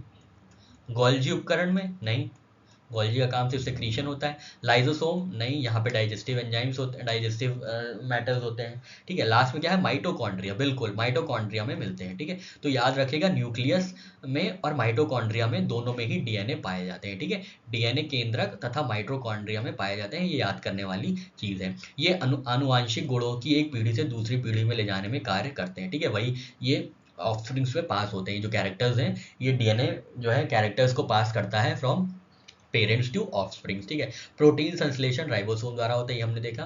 माइटोकॉन्ड्रिया लगभग सभी यूकैरियोटिक पौधों व जंतुओं में पाए जाते हैं, वही नील हरित शैवालों व जीवाणुओं में यह नहीं पाया जाता है। ठीक है, तो माइटोकॉन्ड्रिया यूकैरियोटिक सेल्स होते हैं, वहां पे पाए जाते हैं। ठीक है, और नील हरित शैवालों व जीवाणुओं में यह नहीं पाए जाते हैं। ठीक है, तो बस आप याद रखिएगा माइटोकॉन्ड्रिया में और न्यूक्लियस में हमें डीएनए मिलता है। ठीक है, और आपसे पूछा जाएगा आरएनए कहाँ मिलता है, तो आरएनए हमने देखा था कहाँ मिलता है, आरएनए हमें राइबोसोम में मिलता है। ठीक है, यहाँ पे हमने ये पढ़ा था, हम येलो येलो कर दे रहे हैं, आप देखिएगा। ठीक है, ये हाँ, ये राइबोसोम जो है प्रोटीन एवं आरएनए की बनी होती है। ठीक है, ये जो येलो हाईलाइट कर रहे हैं वो बहुत इंपॉर्टेंट है, याद रखिएगा। आरएनए जो है राइबोसोम में मिलता है, और डीएनए कहाँ कहाँ मिलता है, डीएनए माइटोकॉन्ड्रिया में और न्यूक्लियस में। ठीक है, और कहाँ, नाभिक में, नाभिक मतलब न्यूक्लियस, नाभिक नहीं नाभिक। ठीक है, न्यूक्लियस में, ये न्यूक्लियस हो गया। फिर आपसे पूछा गया है which of the cell organelles is responsible for cellular respiration. तो अभी हमने बताया था कौन सा ऑर्गेनल रिस्पॉन्सिबल है कोशिकीय श्वसन के लिए उत्तरदायी, तो कोशिकीय श्वसन के लिए उत्तरदायी जो है वो है माइटोकॉन्ड्रिया। ठीक है, वो है माइटोकॉन्ड्रिया। यूकैरियोटिक कोशिकाओं के कोशिक द्रव्य में अनेक सूक्ष्म गोलाकार छड़ या कण के आकार की संरचनाएं पाई जाती हैं, जिन्हें माइटोकॉन्ड्रिया कहा जाता है। यह बैक्टीरिया नीले तथा हरे शैवालों में नहीं मिलते, ये सब हमने पढ़ लिया था। ठीक है, तो बस आपको इतना याद रखना है, सेल ऑर्गेनल कौन सा है जहाँ पे सेलुलर रेस्पिरेशन होता है, जहाँ से एनर्जी रिलीज होती है, तो वो एटीपी में रिलीज होती है, कहाँ पे, माइटोकॉन्ड्रिया में। माइटोकॉन्ड्रिया जो है power house of the cell है, याद रखिएगा, क्योंकि रेस्पिरेशन होता है, रेस्पिरेशन होने की वजह से एनर्जी मिलती है, तो एनर्जी सेल जो है, energy house of the cell या power house of the cell जो होता है वो माइटोकॉन्ड्रिया होता है। ठीक है, एनडीए क्वेश्चन 2008 का है। फिर 23वें क्वेश्चन पे आते हैं, most abundant substance found in protoplasm. ठीक है, जीव द्रव्य में सर्वाधिक पाया जाने वाला पदार्थ कौन सा है? बीपीएससी का क्वेश्चन है 1994 का। ठीक है, तो इसका सही आंसर है सबसे ज्यादा जल पाया जाता है, वाटर सबसे ज्यादा पाया जाता है। ठीक है, जीव द्रव्य की कोशिक द्रव्य भी कहते हैं, जीव द्रव्य को कोशिक द्रव्य भी कहते हैं। ठीक है, कोशिका द्रव्य, जीव द्रव्य कार्बन, हाइड्रोजन, ऑक्सीजन तथा अनेक कार्बनिक तथा अकार्बनिक पदार्थों से मिलकर बना है। ठीक है, तो जो प्रोटोप्लाज्म है इसमें कई और ऑर्गेनिक इनऑर्गेनिक सब्सटेंसेज हैं, साथ ही साथ क्या है, हाइड्रोजन है, ऑक्सीजन है, कार्बन है। ठीक है, इन पदार्थों से मिलकर बना है। लेकिन जल की मात्रा, वाटर का जो प्रपोर्शन है, वाटर का जो कॉन्ट्रीब्यूशन है वो ऑलमोस्ट 80% है। ठीक है, तो याद रखिएगा प्रोटोप्लाज्म में सबसे ज़्यादा क्या होता है, प्रोटोप्लाज्म में सबसे ज़्यादा वाटर पाया जाता है। ठीक है, फिर आगे बढ़ते हैं 24th क्वेश्चन पे, which of the following cell organelles is semi permeable. ठीक है, अर्ध पारगम में कौन सा कोशिका अंग है? ठीक है, कौन सा कोशिका का अंग जो है वो एक अर्ध पारंगम में है। ठीक है, सेमी परमिएबल है, थोड़ी थोड़ी चीजें अलाउ करता है पास होने के लिए, पूरा नहीं है, थोड़ी थोड़ी चीजें, मतलब फुली परमिएबल नहीं है, सेमी परमिएबल है, कुछ चीजों को आने देता है, कुछ चीजों को नहीं आने देता है। तो ये तो दोनों ही होंगे ना, सेल मेम्ब्रेन भी होंगे और प्लाज्मा मेम्ब्रेन भी होंगे। ठीक है, सेल वॉल तो है एकदम ओपेक बॉडी है। ठीक है, ओपेक बॉडी है मतलब वो अलाउ नहीं करते इधर से उधर जाने के लिए। अलाउ कौन कौन करता है? तो सेल वॉल और प्लाज्मा मेम्ब्रेन। तो इसका आंसर दोनों होना चाहिए। हाँ, इसका आंसर दोनों है। कोशिका के अंदर विभिन्न अंग पाए जाते हैं जिन्हें कोशिकांग कहा जाता है। हमने देखा कोशिका झिल्ली मतलब सेल वॉल, कोशिका भित्ति, कोशिका द्रव एवं केंद्रक। ठीक है, कोशिका झिल्ली जैसे प्लाज्मा मेम्ब्रेन भी कहते हैं, कोशिका झिल्ली को प्लाज्मा मेम्ब्रेन, फिर कोशिका भित्ति सेल वॉल, ये सारी चीजें इसमें पाई जाती हैं। ठीक है, प्रोटोप्लाज्म होता है, ये सारी चीजें होती हैं। प्रत्येक कोशिका के सबसे बाहर चारों ओर एक बहुत पतली, मुलायम और लचीली झिल्ली होती है जिसे कोशिका झिल्ली कहते हैं। ठीक है, जिसे कोशिका झिल्ली मतलब सेल मेम्ब्रेन कहते हैं। ठीक है, यह झिल्ली जीवित एवं अर्ध पारगम्य होती है। ठीक है, पारगम्य होती है मतलब अर्ध पारगम मतलब सेमी परमिएबल होती है, क्योंकि इस झिल्ली से कुछ पदार्थ ही अंदर बाहर आ जा सकते हैं। ठीक है, तो इसलिए सेमी परमिएबल ये दोनों होती है। ठीक है, नॉन परमिएबल या इम्परमिएबल कौन सी होती है? सेल वॉल, कोशिका भित्ति जो होती है वो इम्परमिएबल होती है, वो कुछ अलाउ नहीं करती अंदर आना ना बाहर जाना किसी का। ठीक है, चलिए आगे बढ़ते हैं। 25वां नंबर क्वेश्चन है, आपसे पूछा है cell membrane is selectively permeable, क्योंकि वो थोड़े मॉलिक्यूल्स को अलाउ करते हैं, कुछ मॉलिक्यूल्स को नहीं अलाउ करते हैं। ठीक है, देख लेते हैं ये ऑप्शन कहाँ है। It is made up of selected organic, नहीं ये गलत है। It doesn't allow transport of substances from the region of higher concentration to region of, ये कुछ सही हो सकता है। The movement of organic molecules occur only at specific, नहीं ये तो नहीं है। It allows the movement of certain molecules in and out, हाँ ये लग रहा है, of the cell while the movement of other molecules is prevented. Option D होगा, ऑप्शन बी नहीं होगा। ठीक है, ऑप्शन डी होगा, ऑप्शन डी ज्यादा क्लोजर है इनकी क्वेश्चन की डिमांड के। ठीक है, तो यह कुछ अणुओं के अंदर या बाहर की ओर संचलन की कोशिका में होने से देता है, जबकि अन्य अणुओं के संचालन को रोक दिया जाता है। ठीक है, कुछ मॉलिक्यूल्स को अलाउ करते हैं, कुछ मॉलिक्यूल्स को नहीं अलाउ करते हैं। ठीक है, तो यह वर्णात्मका पारगम्य होती है, मतलब अर्ध पारगम्य होती है कोशिका भित्ति। ठीक है, सॉरी कोशिका कला के बारे में बात हो रही। ठीक है, हाँ फिर आगे चलते हैं 26वें नंबर क्वेश्चन पे, एनडीए 2012 का है। तो आपको बताना है which of the following animal group is present in, following group is present in animal cells. ठीक है, तो प्राणी कोशिकाओं में कौन सी चीजें विद्यमान है, कौन सा समूह की चीजें विद्यमान है प्राणी कोशिकाओं में। ठीक है, प्राणी कोशिकाओं में कौन सी चीजें विद्यमान है, मतलब जंतु कोशिकाओं में कौन कौन सी चीजें विद्यमान है। ठीक है, माइटोकॉन्ड्रिया होगा, सेल मेम्ब्रेन होगा, सेल वॉल, वॉल तो नहीं होगा, ये तो नहीं होगा, साइटोप्लाज्म होगा, क्लोरोप्लास्ट, क्लोरोप्लास्ट भी नहीं होगा। एनिमल सेल्स में कहाँ क्लोरोप्लास्ट होता है? ठीक है, क्योंकि क्लोरोप्लास्ट का काम फोटोसिंथेसिस होता है, वो तो प्लांट सेल में होता है। ठीक है, पादप कोशिकाओं में होता है। फिर है nucleus, cell membrane, mitochondria, cytoplasm, हाँ ये सब लग रहा है। फिर क्या है? Vacuole, cell membrane, nucleus, mitochondria. ठीक है, सेल मेम्ब्रेन, वैक्यूल, वैक्यूल होता है, सेल मेम्ब्रेन नहीं होता हमारे हिसाब से। न्यूक्लियस और माइटोकॉन्ड्रिया तो होता है। ठीक है, सेल मेम्ब्रेन नहीं होता है। ठीक है, तो यहाँ पे ये जो है ऑप्शन सही है सर। ठीक है, ये ऑप्शन सी या डी में लग रहा है सी होना चाहिए। यहाँ पे न्यूक्लियस होता है, इनमें माइटोकॉन्ड्रिया होता है, साइटोप्लाज्म होता है और सेल मेम्ब्रेन होता है। ठीक है, डी में क्या क्या होता है? डी में वैक्यूल होता है, सेल मेम्ब्रेन होता है, न्यूक्लियस होता है और कुछ कुछ में माइटोकॉन्ड्रिया नहीं होता है। ठीक है, कुछ कुछ में माइटोकॉन्ड्रिया भी लेकिन होता है। तो हम लोग ये क्वेश्चन देख रहे थे। 26 नंबर क्वेश्चन में आपसे पूछा था एनिमल सेल्स में क्या क्या मिलता है, प्राणी कोशिकाओं में क्या क्या विद्यमान है। तो हमने देखा था पहला ऑप्शन सूत्रकणिका, कोशिक कला, कोशिक भित्ति और कोशिक द्रव्य। ठीक है, ये चारों तो है होते हैं। ये होता है साइटोप्लाज्म होता है, कोशिका द्रव्य होता है, कोशिका कला होती है और सूत्र कणिका भी होता है। ठीक है, सेल वॉल नहीं होता है, तो ऑप्शन ए नहीं होगा इसका आंसर। फिर हमने देखा था हरित लवक, कोशिका द्रव्य, धानी और केंद्रक। ठीक है, तो इसमें क्या नहीं है, इसमें क्लोरोप्लास्ट नहीं है। हरित लवक कहाँ होता है, तो वो पादप कोशिकाओं में होता है, प्लांट सेल्स में होता है, प्राणी कोशिकाओं में नहीं होता है। ठीक है, साइटोप्लाज्म होता है मतलब कोशिका द्रव्य होता है, धानी होता है और केंद्रक होता है। बिल्कुल ठीक है। ऑप्शन सी में क्या है, न्यूक्लियस होता है, केंद्रक होता है, कोशिका कला है, सेल मेम्ब्रेन होता है। ठीक है, माइटोकॉन्ड्रिया है, बिल्कुल ठीक है, साइटोप्लाज्म कोशिका द्रव्य ये भी होता है। ठीक है, ये सही है, सी सही होना चाहिए आंसर। डी में क्या क्या दिया है, डी में है वैक्यूल मतलब रसधनिया, धानी जिसको कहते हैं, सेल मेम्ब्रेन बिल्कुल होता है, कोशिका कला, न्यूक्लियस, केंद्रक और सूत्र कणिका। ठीक है, ये भी मिलते हैं। तो ऑप्शन सी या डी में इनको दिक्कत होनी चाहिए। ठीक है, अच्छा ऑप्शन सी है, तो डी में ऐसा क्या है जो नहीं है, वैक्यूल होता है, सेल मेम्ब्रेन भी होता है, न्यूक्लियस होता है। चलिए इसका एक बार आप इसका एक बार सही आंसर ढूंढ के हमको बताइएगा। हमारे हिसाब से तो वैक्यूल भी होता है, रसधनिया भी होती है, बड़ी होती है, एनिमल सेल्स में, प्राणी कोशिकाओं में छोटी छोटी होती हैं, और जो पादप सेल होते हैं मतलब पादप कोशिकाएं होती है, प्लांट सेल्स होते हैं, उनमें बड़ी सी एक वैक्यूल होती है जो कि स्टोरेज यूनिट होती है एक तरीके से।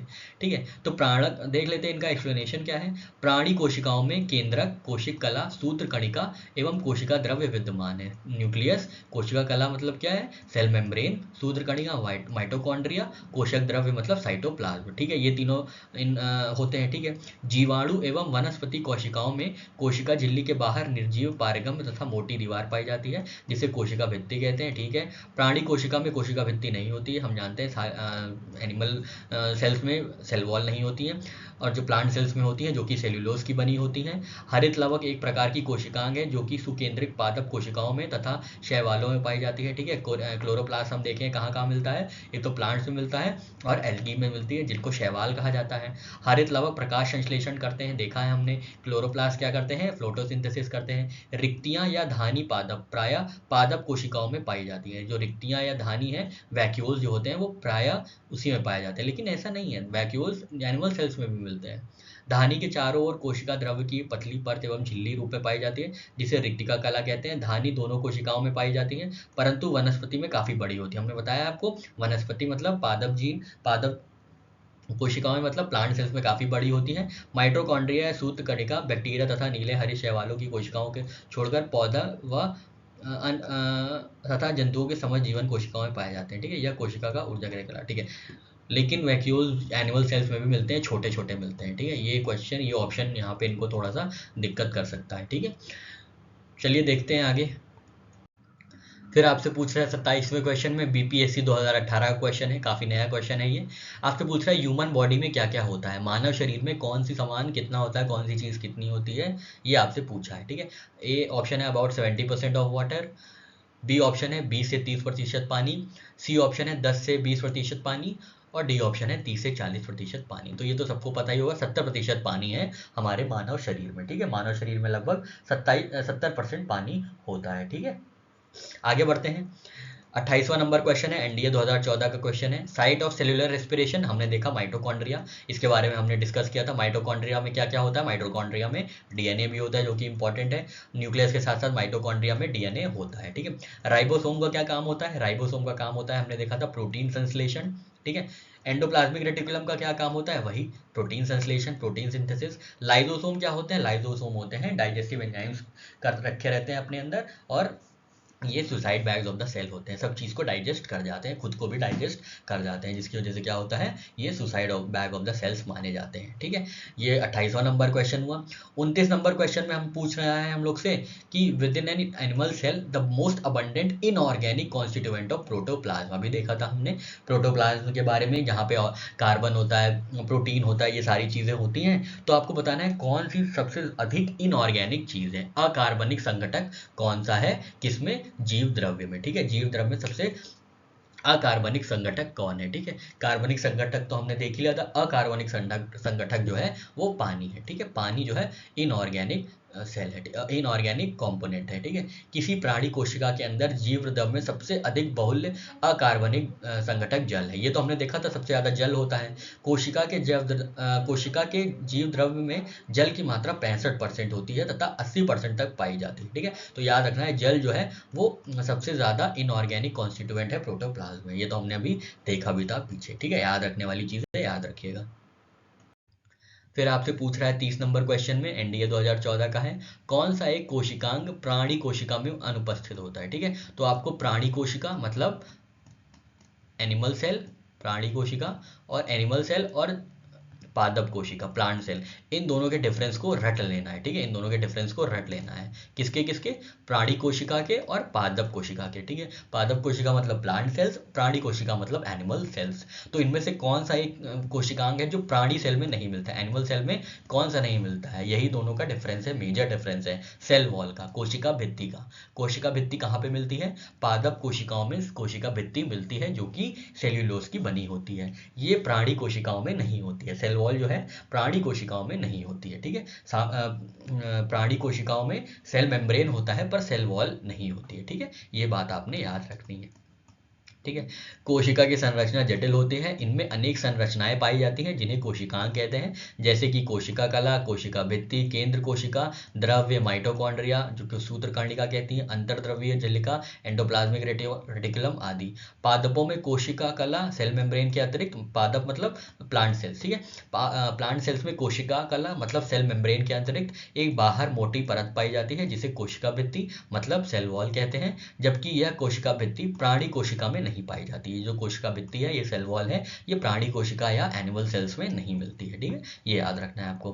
31st क्वेश्चन पूछ रहा है, एनडीए 2015 का है, विच one of the following is smallest unit. Smallest unit से हमेशा याद रखिएगा सेल की बात हो रही है, ठीक है। Smallest unit showing the properties of life such as capacity for metabolism, response to the environment, growth and reproduction, ठीक है।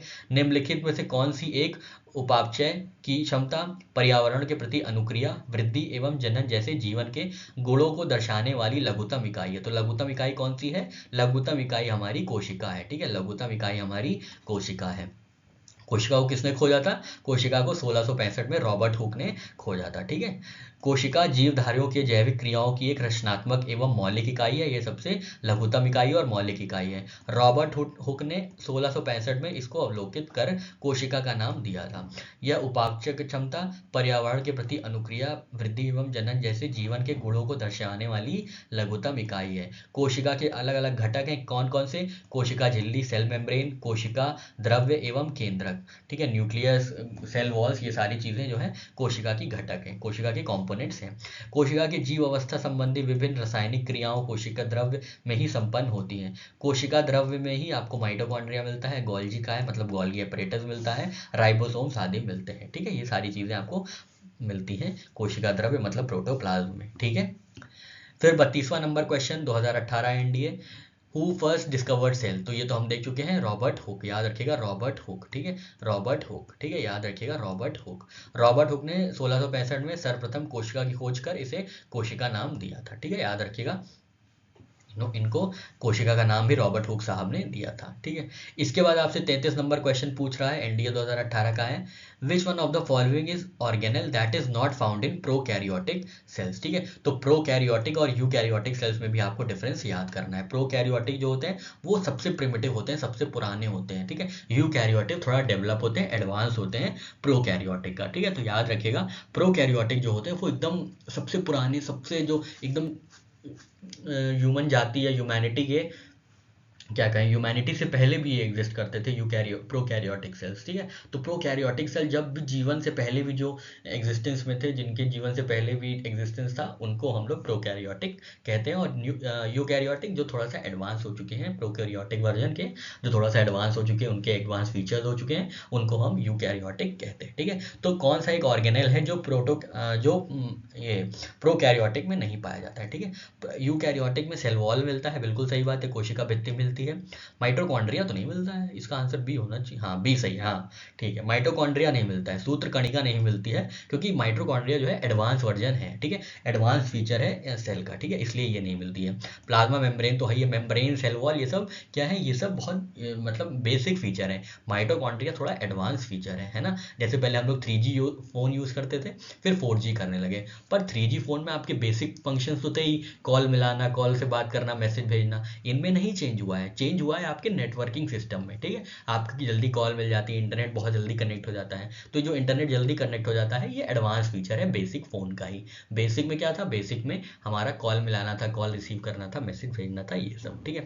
तो वही प्रोकैरियोटिक में क्या है, प्रोकैरियोटिक बहुत बेसिक है, इनके पास सेल वॉल है, राइबोसोम है, सेल मेम्ब्रेन है, प्लाज्मा मेम्ब्रेन है, ये सब है, पर क्या नहीं है, एडवांस फीचर नहीं है। एडवांस फीचर क्या है, तो एडवांस फीचर है माइटोकॉन्ड्रिया, सूत्र कणिका, ठीक है। तो यहाँ पे कुछ एक्सप्लेनेशन देख लेते हैं। प्रोकैरियोटिक कोशिकाएं प्रारंभिक कोशिकाएं कहलाती हैं। हमने बताया था सबसे प्रिमिटिव, सबसे अर्लीस्ट जो सेल्स होते हैं वो प्रोकैरियोटिक सेल्स होते हैं। इनमें केंद्रक कला मतलब न्यूक्लियर मेम्ब्रेन, स्पष्ट केंद्रक का अभाव होता है। ये इतने ज़्यादा बेसिक होते हैं कि इनमें न्यूक्लियर मेम्ब्रेन या केंद्रक सेंटर भी सही से दिखता नहीं है, न्यूक्लियस सही से दिखता नहीं है, ठीक है। इसके अतिरिक्त इनमें गोल्जी तंत्र, गोल्जी बॉडीज, माइटोकॉन्ड्रिया, लाइजोसोम नहीं पाए जाते, ठीक है। ये तीन जो है नहीं पाए जाते, क्योंकि ये तीन क्या है, ये तीन एडवांस फीचर्स हैं। इनको मिला के एम से याद रखिएगा माइटोकॉन्ड्रिया, जी से याद रखिएगा गोल्जी बॉडीज, ठीक है, और लाइजोसोम, ठीक है। लाइजोसोम सूत्र कणिका मतलब माइटोकॉन्ड्रिया, और लाइजोसोम और गोल्जी बॉडीज इनमें नहीं मिलती है, ठीक है। तो MgL याद रखिएगा, ये यूकैरियोटिक्स में नहीं मिलते, सॉरी प्रोकैरियोटिक्स में नहीं मिलते हैं। आप इसको कैसे भी याद रख सकते हैं, LMG, GML, GLM, कैसे भी याद रखना है याद रखिए, बस ये याद रखिएगा कि ये प्रोकैरियोटिक में, ठीक है, प्रोकैरियोटिक में ये नहीं मिलते हैं, ठीक है। यूकैरियोटिक में ये सब मिलते हैं। प्रोकैरियोटिक बहुत ही बेसिक है, प्रिमिटिव है, सबसे पुराना है, ठीक है। इन गुणसूत्रों में हिस्टोन प्रोटीन का अभाव होता है, इसमें हिस्टोन प्रोटीन्स नहीं होते हैं, प्रोकैरियोटिक की बात हो रही है। जीवाणु, विषाणु, बैक्टीरियोफेज, रिकेट्सिया और हरे नीले शैवालों की कोशिकाएं इसी प्रकार के कोशिकाओं का उदाहरण है, ठीक है। तो जो बैक्टीरिया हो गए, वायरस हो गए, बैक्टीरियोफाज हो गए, ये सारी चीज़ें प्रोकैरियोटिक सेल्स में होती हैं, ठीक है। ध्यातव्य है कि इसमें यूकैरियोटिक सुविकसित कोशिकाएं हैं। यूकैरियोटिक हमने बताया था एडवांस फीचर है, जिनमें गोल्जी तंत्र, लाइजोसोम, माइटोकॉन्ड्रिया आदि उपस्थित होते हैं, ठीक है। तो हमने यहाँ पे देख लिया यूकैरियोटिक और प्रोकैरियोटिक के बीच का क्या जनरली डिफरेंस होता है, ठीक है। प्रोकैरियोटिक हमने बताया था आपको बहुत प्रिमिटिव होते हैं, ठीक है। इनमें न्यूक्लियस जो होता है उसमें वो बाउंड नहीं होता है न्यूक्लियर मेम्ब्रेन से। साथ ही साथ क्या होता है, राइबोसोम्स जो होते हैं सिर्फ साइटोप्लाज्म में मिलते हैं। और इनके जो एग्जाम्पल्स होंगे वो होंगे बैक्टीरिया, ब्लू ग्रीन एल्गी, जो वही नीले हरे शैवाल, ठीक है, बैक्टीरिया, विषाणु, ठीक है, ये सारी चीज़ें जो है प्रोकैरियोटिक सेल्स में पाई जाती है, या ये एग्जाम्पल्स हैं प्रोकैरियोटिक सेल्स के, ठीक है, याद रखिएगा। और यूकैरियोटिक सेल्स में कौन कौन से आ जाते हैं, तो प्रोटिस्टा हो गया, फंगाई हो गया, एनिमल्स हो गए, प्लांट्स हो गए, ये सारे जो एग्जाम्पल्स हैं ये यूकैरियोटिक सेल्स के हैं, ठीक है। तो आपको याद रखना है यूकैरियोटिक और प्रोकैरियोटिक सेल्स में, ठीक है। और बाकी डिफरेंस भी बहुत है, पर आप ये खुद पढ़िएगा, क्योंकि यहाँ पे हम लोग सिर्फ क्वेश्चंस अटेम्प्ट कर रहे हैं, ठीक है। जैसे प्रोकैरियोटिक सेल्स में क्या है, जो सेल मेम्ब्रेन होती हैं वो सॉरी सेल वॉल जो होती हैं वो पेप्टोग्लाइसोसिन्स की बनी होती है, ठीक है, पेप्टिडोग्लाइकोकेन्स की बनी होती हैं। यूकैरियोटिक में जो सेल वॉल होती हैं वो चिटिन और पॉलीसैकेराइड्स की बनी होती हैं, ठीक है, जनरली फंगाई में होती हैं। प्लांट और फंगाई की जो सेल वॉल होती हैं वो पॉलीसैकेराइड्स और चिटिन, CHITIN, चिटिन की बनी होती है, ठीक है। और भी बहुत सारे डिफरेंस हैं, आप याद करिएगा। और अगर आपको चाहिए कि हम आपको यही चैप्टर पढ़ा दें तो आप हमको कमेंट सेक्शन में बताइएगा, इसके ऊपर आपको एक हम चैप्टर अवेलेबल करा देंगे, सारी चीज़ें अच्छे से डिटेल में और एक टैबुलर फॉर्म में कन्वर्ट कर देंगे, ताकि क्या होगा कि जल्दी जल्दी पढ़ सकें और जल्दी से रिवाइज कर सकें। चलिए आगे बढ़ते हैं। फिर हम 34 नंबर क्वेश्चन देखते हैं, एनडीए 2018 का है। ये बोल रहा है कि फॉलोइंग ग्रुप्स में से सेल किसमें डीएनए पाया जाता है, ठीक है। किन कोशिकीय कोशिकांग समूह में डीएनए होता है, ठीक है। डीएनए कहाँ कहाँ होता है आपको ये बताना है। तो अभी हम लोग ने बात की थी डीएनए कहाँ कहाँ होता है, हमें कहाँ पता चला था, तो डीएनए हमें पता चला था सबसे पहले तो कहाँ होता है, न्यूक्लियस में तो होता ही है, प्लस माइटोकॉन्ड्रिया में होता है, ठीक है। और एक जगह होता है जिसके बारे में हम इस क्वेश्चन से पढ़ेंगे, ठीक है। तो आपके क्वेश्चन ऑप्शंस दिए हुए हैं। सबसे पहला ऑप्शन है माइटोकॉन्ड्रिया, बिल्कुल माइटोकॉन्ड्रिया में मिलता है। न्यूक्लियस, बिल्कुल मिलता है न्यूक्लियस में। क्लोरोप्लास्ट, हाँ क्लोरोप्लास्ट में भी डीएनए होता है, ठीक है। हरित तलवक में भी जो है डीएनए पाया जाता है। सूत्रकणिका में मिलता है, केंद्रक में मिलता है और हरित तलवक में भी मिलता है ये, ठीक है। हरित तलवक में भी ये डीएनए मिलता है। तो याद रखिएगा ये डीएनए कहाँ कहाँ मिलता है, सूत्रकणिका या माइटोकॉन्ड्रिया में, केंद्रक या न्यूक्लियस में, और क्लोरोप्लास्ट यानी हरित लवक में भी ये मिलता है, ठीक है। हरित लवक में भी ये मिलता है, याद रखिएगा क्लोरोप्लास्ट में, ठीक है। माइटोकॉन्ड्रिया में मिलता है, गोल्जी बॉडीज में नहीं मिलता है, न्यूक्लियस में मिल जाता है। माइटोकॉन्ड्रिया में मिलता है, न्यूक्लियस में मिलता है, प्लाज्मा मेम्ब्रेन में नहीं मिलता है, क्लोरोप्लास्ट में मिल जाता है, न्यूक्लियस में मिल जाता है, राइबोसोम्स में नहीं मिलता है, ठीक है। एक्सप्लेनेशन पढ़ लेते हैं। कोशिकाएं, कोशिकांग समूह, सूत्र कणिका, केंद्रक, हरित लवक में डीएनए पाया जाता है, ठीक है। डीएनए अम्ल और प्रोटीन के बने होते हैं, ठीक है। Dioxide निबोलिक acid. डीएनए आनुवांशिक लक्षणों को एक पीढ़ी से दूसरी पीढ़ी तक ले जाते हैं, बिल्कुल सही है। इसलिए मानव और लगभग सभी अन्य जीवों में वशानुगत पदार्थ हैं। अधिकांश डीएनए कोशिका के नाभिक में पाए जाते हैं, केंद्र में पाए जाते हैं। माइटोकॉन्ड्रिया में डीएनए थोड़ी मात्रा में पाए जाते हैं, जो कोशिका की भीतरी संरचना में होती है। कोशिका विभाजन में डीएनए का महत्वपूर्ण होता है। इसकी खोज की थी वॉटसन और क्रीक ने, याद रखिएगा वॉटसन और क्रीक ने क्या किया था, डीएनए की खोज की थी, वॉटसन और क्रीक ने, ठीक है। फिर बढ़ते हैं 35 नंबर क्वेश्चन की ओर। One of the additional functions of smooth endoplasmic reticulum, हमने अभी पढ़ाया था। स्मूथ एंडोप्लाज्मिक रेटिकुलम का क्या काम है, प्रोटीन संश्लेषण, प्रोटीन सिंथेसिस, ठीक है, प्रोटीन सिंथेसिस। और इस स्मूथ का क्या काम होता है, रफ का क्या काम होता है, रफ का काम होता है वो सिक्रीट करते हैं, ठीक है। रफ में सिक्रीशन होता है, स्मूथ में भी सिक्रीशन होता है, पर स्मूथ में ज़्यादा अच्छा सा वो होता है प्रोटीन सिंथेसिस, ठीक है। अंतर्द्रव्यीय जलिका एंडोप्लाज्मिक रेटिकुलम जो है स्तनधारियों की लाल धुरियों कोशिकाओं की कोशिकाओं को छोड़कर सामान्यतः सभी सुकेंद्रीय कोशिकाओं में पाई जाती हैं, ठीक है। इतना नहीं याद रखना है। जीवाणु और नीले हरे शैवालों में इसका प्रभाव होता है, ठीक है। राइबोसोम्स की उपस्थिति के आधार पर ये दो प्रकार के होते हैं। चिकनी अंतर्द्रव्यीय जलिका, इनकी बाहरी कला चिकनी होती है क्योंकि इस पर राइबोसोम नहीं पाए जाते, ठीक है। स्मूथ के ऊपर राइबोसोम्स नहीं मिलते हैं। इनका कार्य लिपिड संश्लेषण होता है, ठीक है। तो स्मूथ वाले का काम क्या बताया था हमने आपको, स्मूथ वाले का काम होता है लिपिड संश्लेषण, ठीक है, लिपिड को सिंथेसाइज करते हैं। और जो रफ होते हैं इनकी बाहरी कला पे खुरदुरी होती है क्योंकि इनमें राइबोसोम्स पाए जाते हैं। इनका कार्य प्रोटीन संश्लेषण में भाग लेना है, ठीक है। तो याद रखिएगा क्या होता है इसमें, जो है स्मूथ, क्या स्मूथ वाले में क्या होता है, स्मूथ एंडोप्लाज्मिक रेटिकुलम में ये लिपिड सिंथेसिस होगा, स्मूथ में लिपिड सिंथेसिस होगा। अच्छा ये हमने गलत बता दिया क्या, हाँ ठीक है।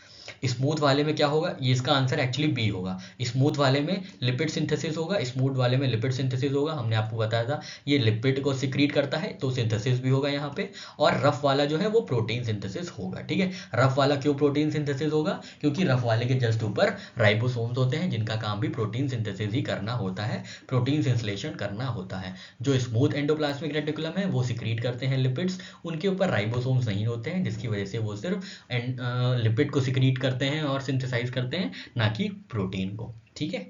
चलिए आगे बढ़ते हैं।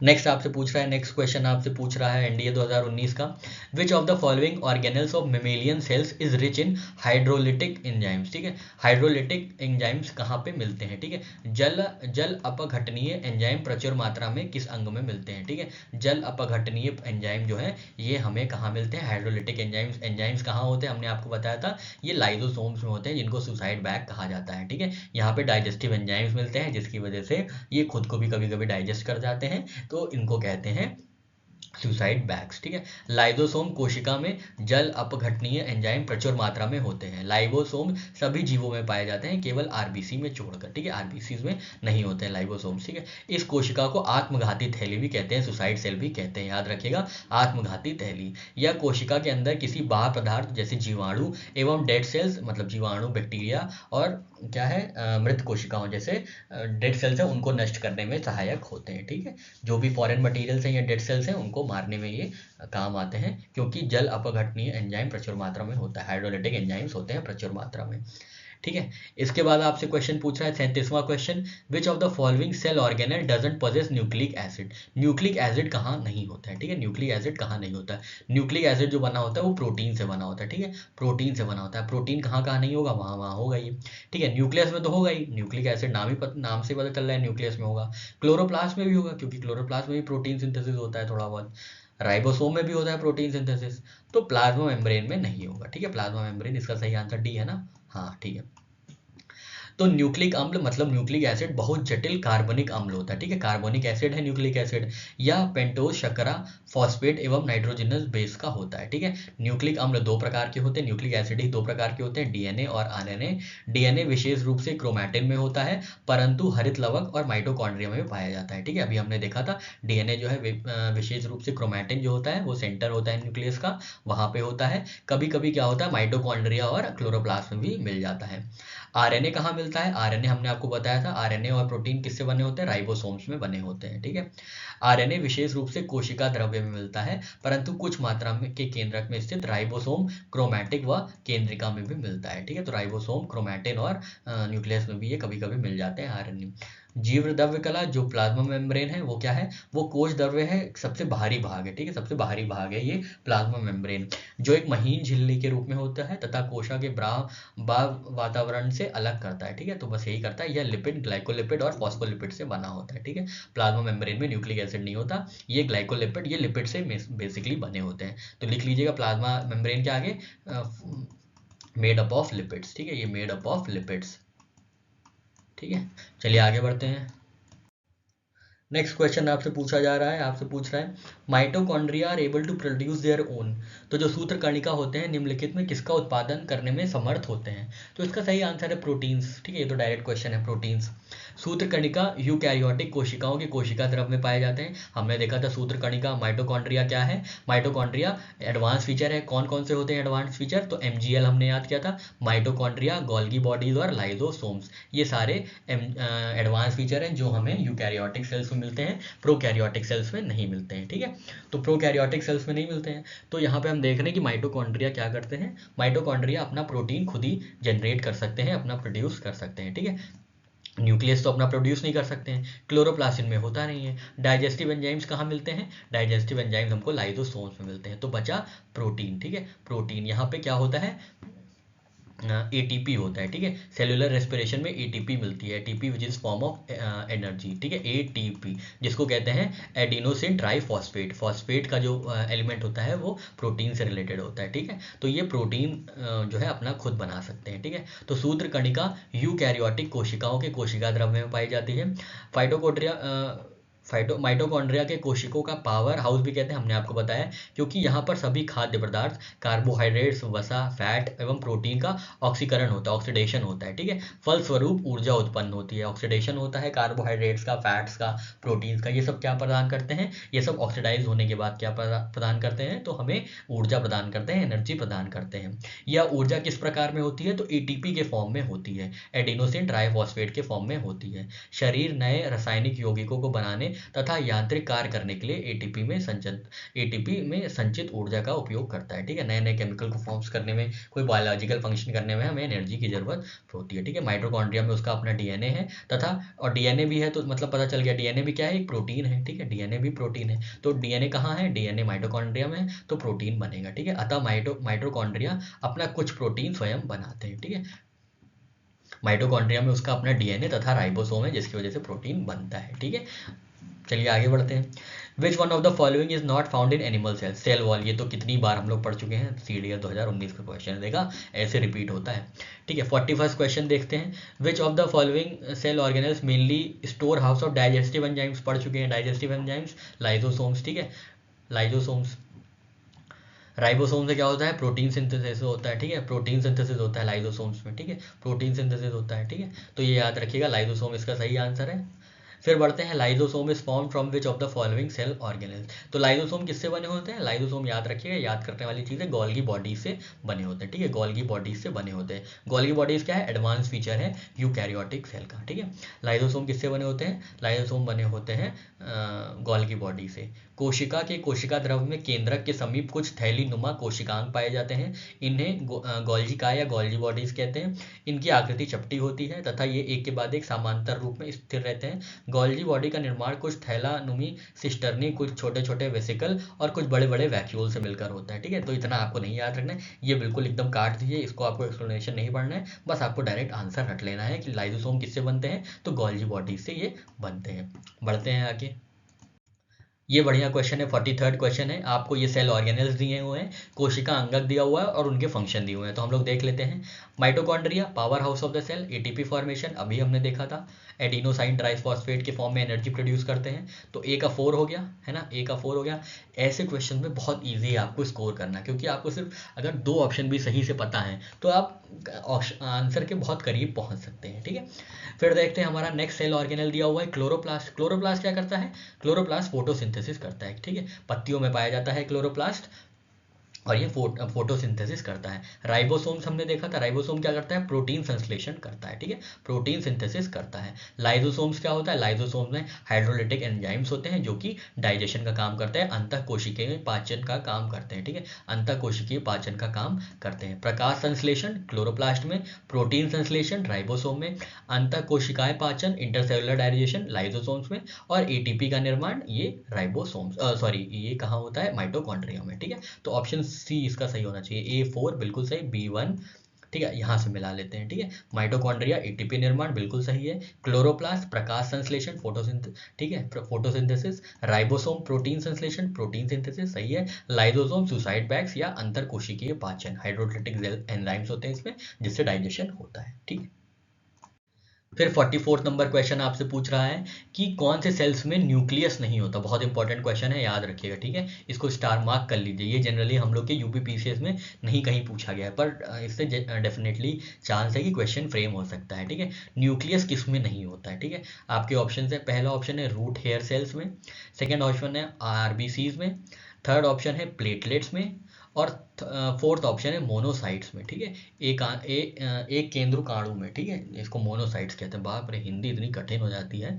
एक केंद्र काणु में, ठीक है, मोनोसाइट। तो इसका सही आंसर है न्यूक्लियस कहाँ कहाँ नहीं होता? न्यूक्लियस आरबीसीज और प्लेटलेट्स में नहीं होता है, ठीक है। न्यूक्लियस आरबीसीज और प्लेटलेट्स में नहीं होता, ठीक है।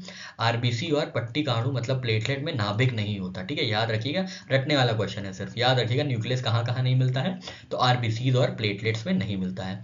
जबकि मूल रोम कोशिका मतलब रूट हेयर सेल्स में और एक केंद्र काणु की कोशिकाओं में केंद्रक होते हैं, ठीक है। मतलब मोनोसाइट्स और रूट हेयर सेल्स में होते हैं, पर रेड ब्लड सेल्स और प्लेटलेट्स में नहीं होते हैं, ठीक है। न्यूक्लियस यहाँ पे नहीं होता है, ठीक है।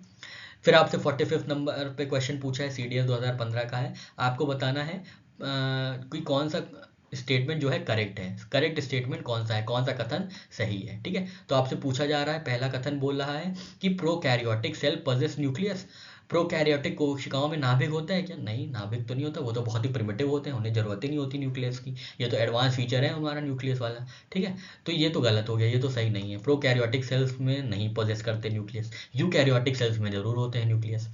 उसके बाद बी ऑप्शन बोला है आपसे, cell membrane is present both in plant and animal cells. वनस्पति और जंतु दोनों ही में कोशिकाओं कल की होती है, ठीक है, कोशिकाओं में कोशिका कल होता है, ठीक है। सेल मेम्ब्रेन जो होता है वो दोनों में प्रेजेंट होता है, बिल्कुल सेल वॉल जो होती है वो नहीं प्रेजेंट होती है एनिमल सेल में, पर सेल मेम्ब्रेन जो है वो दोनों में प्रेजेंट होता है। तो ये तो ऑप्शन सही लग रहा है। फिर आगे देखते हैं, ऑप्शन सी है mitochondria and chloroplast are not found in eukaryotic cell, बिल्कुल गलत है ये। अभी हमने देखा एडवांस फीचर कौन कौन से हैं प्रोकैरियोटिक सेल में, तो एलएमजी देखा था, लाइसोसोम, माइटोकॉन्ड्रिया और गोल्जी बॉडीज, ये हमने देखा था।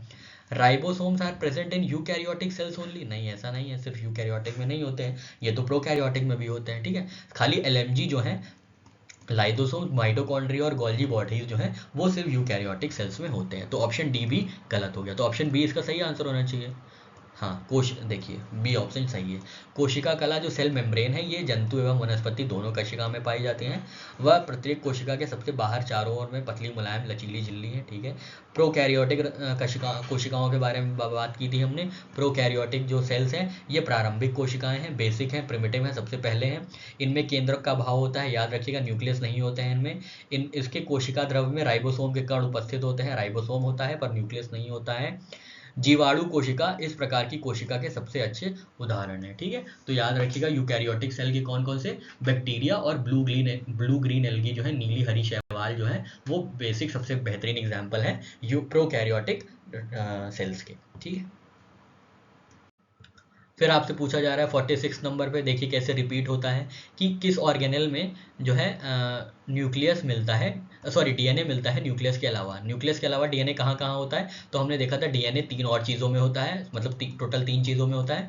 डीएनए सबसे पहले न्यूक्लियस में होता है, फिर माइटोकॉन्ड्रिया में भी होता है, और कहाँ देखा था हमने, और सी में देखा था क्लोरोप्लास्ट में। तो एनएमसी एमएनसी जैसे याद रखना हो याद रखिएगा, न्यूक्लियस में मिलता है डीएनए, माइटोकॉन्ड्रिया में डीएनए मिलता है, और क्लोरोप्लास्ट में डीएनए मिलता है। तो इसका सही आंसर ऑप्शन डी होगा। ठीक है, ऑप्शन डी बिल्कुल सही है। लाइजोसोम क्या है, हाइड्रोलिटिक एंजाइम्स मिलते हैं यहाँ पे, आत्मघाती सेल कहलाते हैं ये। गोल्जी अपरेटस क्या है, ये सिक्रीट करते हैं कुछ चीज़ों को। और एंडोप्लाज्मिक रेटिकुलम क्या है, ये प्रोटीन संश्लेषण में अपना काम करते हैं। ठीक है, आगे देखते हैं। Living content of cell is called protoplasm. ठीक है, इट इज कंपोज्ड ऑफ, तो अभी हमने देखा था इसमें क्या क्या होता है, इसमें बहुत सारे सामान होते हैं, ऑर्गेनिक इनऑर्गेनिक दोनों होते हैं। इसमें साइटोप्लाज्म होता है, न्यूक्लियोप्लाज्म होता है, और सारे ऑर्गेनेल्स जो होते हैं वो सारी चीज़ें होती है। ठीक है, तो जीव द्रव्य जो है ये कोशिका द्रव्य प्लस केंद्रक है। ठीक है, याद रखिएगा थॉमस हेनरी हक्सले ने जो है जीव द्रव्य का जीवन का भौतिक आधार कहा है। ठीक है, एक बार आप ये याद रखिएगा। ठीक है, फिर आपसे पूछा गया एनिमल सेल किससे बने होते हैं, हमने आपको बताया था एनिमल सेल जो है वो लिपिड से बने होते हैं। ठीक है, हमने देखा था एनिमल सेल जो है वो लिपिड से बने होते हैं। सेल वॉल किससे बनी होती है, सेल वॉल सेल्यूलोज से बनी होती है। ठीक है, पौधों की कोशिका भित्ति मुख्यतः सेल्यूलोज की बनी होती है। ठीक है, सेल वॉल जो होती है किसकी, प्लांट्स की, वो सेल्यूलोज से, और जो एनिमल की सेल वॉल होती हैं वो किससे बनी होती हैं, वो लिपिड लेयर से बनी होती है। ठीक है, वो लिपिड से बनी होती है। ठीक है, कोशिका भित्ति सारभूत रूप से किससे बनी होती है, एनिमल की सेल वॉल इससे बनी होती है, और हालांकि सेल वॉल इसमें होती नहीं है, सेल मेम्ब्रेन की बात कर रहे हैं बेसिकली। ठीक है, कोशिका भित्ति नहीं होती है। प्राणियों में कोशिका में कोशिका भित्ति नहीं होती है, उनकी कोशिकाओं में केवल कोशिका झिल्ली होती है। ठीक है, कोशिका झिल्ली होती है जो कि फॉस्फोलिपिड बाइलेयर की बनी होती है। ठीक है, तो यहाँ पे इनका मतलब था सेल मेम्ब्रेन, न कि सेल वॉल। ठीक है, फिर आपसे 50वां नंबर क्वेश्चन पूछ रहा है, यूपीपीसीएस मेंस का क्वेश्चन है 2014 का। The most abundant element found in human body, मानव शरीर में सर्वाधिक प्रचुरता वाला पाया जाने वाला तत्व कौन है। ठीक है, सर्वाधिक प्रचुरता किस तत्व की है मानव शरीर में, आपको ये बताना है। ठीक है, तो सबसे पहले तो जल सबसे ज़्यादा होता है 70%, पर जल के बाद क्या है आपको ये बताना है। ठीक है, तो जल के बाद सबसे ज़्यादा पाया जाने वाला जो तत्व है वो है ऑक्सीजन। ठीक है, ऑक्सीजन है, याद रखिएगा। मानव शरीर में सर्वाधिक मात्रा में ऑक्सीजन लगभग 65% पाई जाती है। ऑक्सीजन को प्राणवायु भी कहा जाता है। वायु में ऑक्सीजन 20.29% पाई जाती है। ठीक है, तो ये याद रखिएगा, ये इंपॉर्टेंट फैक्ट है। फिर आपसे यूपीएससी आईएएस 2020 का क्वेश्चन है, ध्यान दीजिएगा। Which of the following statement are correct regarding general difference between plant and animal cells. देखिए यूपीएससी तक का सवाल है ये, आईएएस तक में पूछ लिया गया है। ठीक है, तो आपको हमेशा ही याद रखना है प्लांट और एनिमल सेल्स के जो 5-6 बेसिक डिफरेंस है वो याद करना है। ठीक है, आपसे पूछा गया पहला सामान्य अंतर क्या है, plant cells have cellulose cell walls while animal cells do not. ये बिल्कुल सही लग रहा है हमें। ठीक है, ये बिल्कुल सही लग रहा है, क्योंकि प्लांट्स में सेल वॉल जो होती है वो सेल्यूलोज की बनी होती है, एनिमल सेल्स में सेल वॉल नहीं होती है। पादप कोशिकाओं में सेल्यूलोज कोशिका भित्तियां होती हैं, बिल्कुल, और जबकि प्राणी कोशिकाओं में कोशिका भित्ति नहीं होती है, बिल्कुल सही बात है। Plant sales do not have plasma membrane unlike animal cells which do, ऐसा बात नहीं है। पादप कोशिकाओं में प्लाज्मा झिल्ली नहीं होती क्या, बिल्कुल होती है, जबकि इसके विपरीत प्राणी कोशिकाओं में वो होती है, प्राणी कोशिका में भी होती है और पादप कोशिकाओं में भी होती है प्लाज्मा झिल्ली, तो ये गलत हो गया। फिर थर्ड पूछ रहा है आपसे, mature plant cell has one large vacuole while animal cell has many small vacuoles. बिल्कुल सही बात है, जो एक परिपक्व पादप कोशिका में एक बृहत राजधानी होती है। ठीक है, एक बड़ा वैक्यूल होता है। वैक्यूल क्या होता है, जहाँ पे स्टोरेज स्ट्रक्चर होता है, जहाँ पे इनके जो फूड है, खाना है, पानी है, वो स्टोर होता है। ठीक है, तो प्लांट में एक बड़ा सा वैक्यूल होता है, और जो ये एनिमल्स हैं, ठीक है, एनिमल सेल्स में क्या होता है, छोटे छोटे वैक्यूल्स होते हैं। ये भी एक पॉइंट ऑफ डिफरेंस है, याद करिएगा। ठीक है, याद रखिएगा, तो ये बिल्कुल सही बात है। परिपक्व पादप कोशिका में एक बृहत राजधानी होती है, जबकि प्राणी कोशिका में अनेक छोटी छोटी राजधानियां होती हैं। ठीक है, याद रखिएगा, छोटे छोटे वैक्यूल्स होते हैं एनिमल सेल्स में, एक बड़ा वैक्यूल होता है प्लांट सेल्स में। ठीक है, तो 1 और 3 इसका सही आंसर होना चाहिए। 1 एंड 2 नहीं, 2 गलत है, 2 जहाँ जहाँ हो काट दीजिए। ये देखिए, आप बचा आपके पास सी, ऑप्शन सी 1 और 3 ओनली। ठीक है, तो कोशिका जीवन की सबसे छोटी कार्यात्मक एवं संरचनात्मक इकाई है, बिल्कुल सही बात है, लघुतम इकाई है, जिसको साइटोलॉजी कहते हैं। स्टडी ऑफ सेल्स को साइटोलॉजी कहते हैं, याद रखिएगा। ठीक है, अब यहाँ पे देख लेते हैं, कुछ 5 तरीके के डिफरेंस दिए हुए हैं, देख लेते हैं। तो पादप कोशिकाओं में सेल्यूलोज की कोशिका भित्ति पाई जाती है। जो प्लांट सेल्स होते हैं उसमें सेल वॉल होती है सेल्यूलोज की, जबकि प्राणी कोशिकाओं में कोशिका भित्ति अनुपस्थित है। प्राणी कोशिका मतलब एनिमल सेल्स में सेल वॉल नहीं होती है। पादप कोशिकाओं में लवक पाए जाते हैं कवक को छोड़कर, जबकि प्राणी कोशिका में लवक नहीं पाए जाते हैं। ठीक है, पादप कोशिकाओं के मध्य एक बड़ी या अनेक रिक्तियां पाई जाती हैं, जबकि प्राणी कोशिकाओं में रिक्तियां बहुत छोटी या फिर अनुपस्थित होती हैं। शैवाल तथा कवक के अतिरिक्त पादप कोशिकाओं में तारकाय अनुपस्थित होते हैं, जबकि प्राणी कोशिकाओं में तारकाय उपस्थित होते हैं।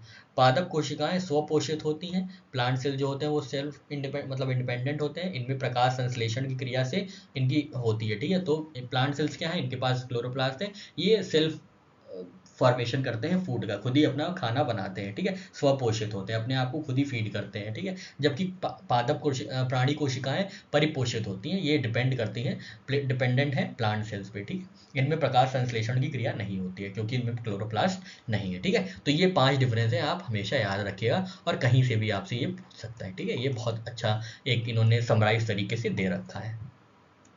फिर आपसे पूछा गया है CDS 2019 का क्वेश्चन है, विच one of the following function is not carried out by smooth endoplasmic reticulum. ठीक है, तो हमने देखा था 2 प्रकार के रेटिकुलम होते हैं, एक स्मूथ एंडोप्लाज्मिक रेटिकुलम होता है और एक क्या होता है, रफ एंडोप्लाज्मिक रेटिकुलम होता है। ठीक है, रफ वाला क्या करता है, रफ वाला रफ इसलिए होता है क्योंकि रफ वाले के ऊपर राइबोसोम होता है जो कि प्रोटीन सिंथेसिस करता है। ठीक है, प्रोटीन सिंथेसिस करता है।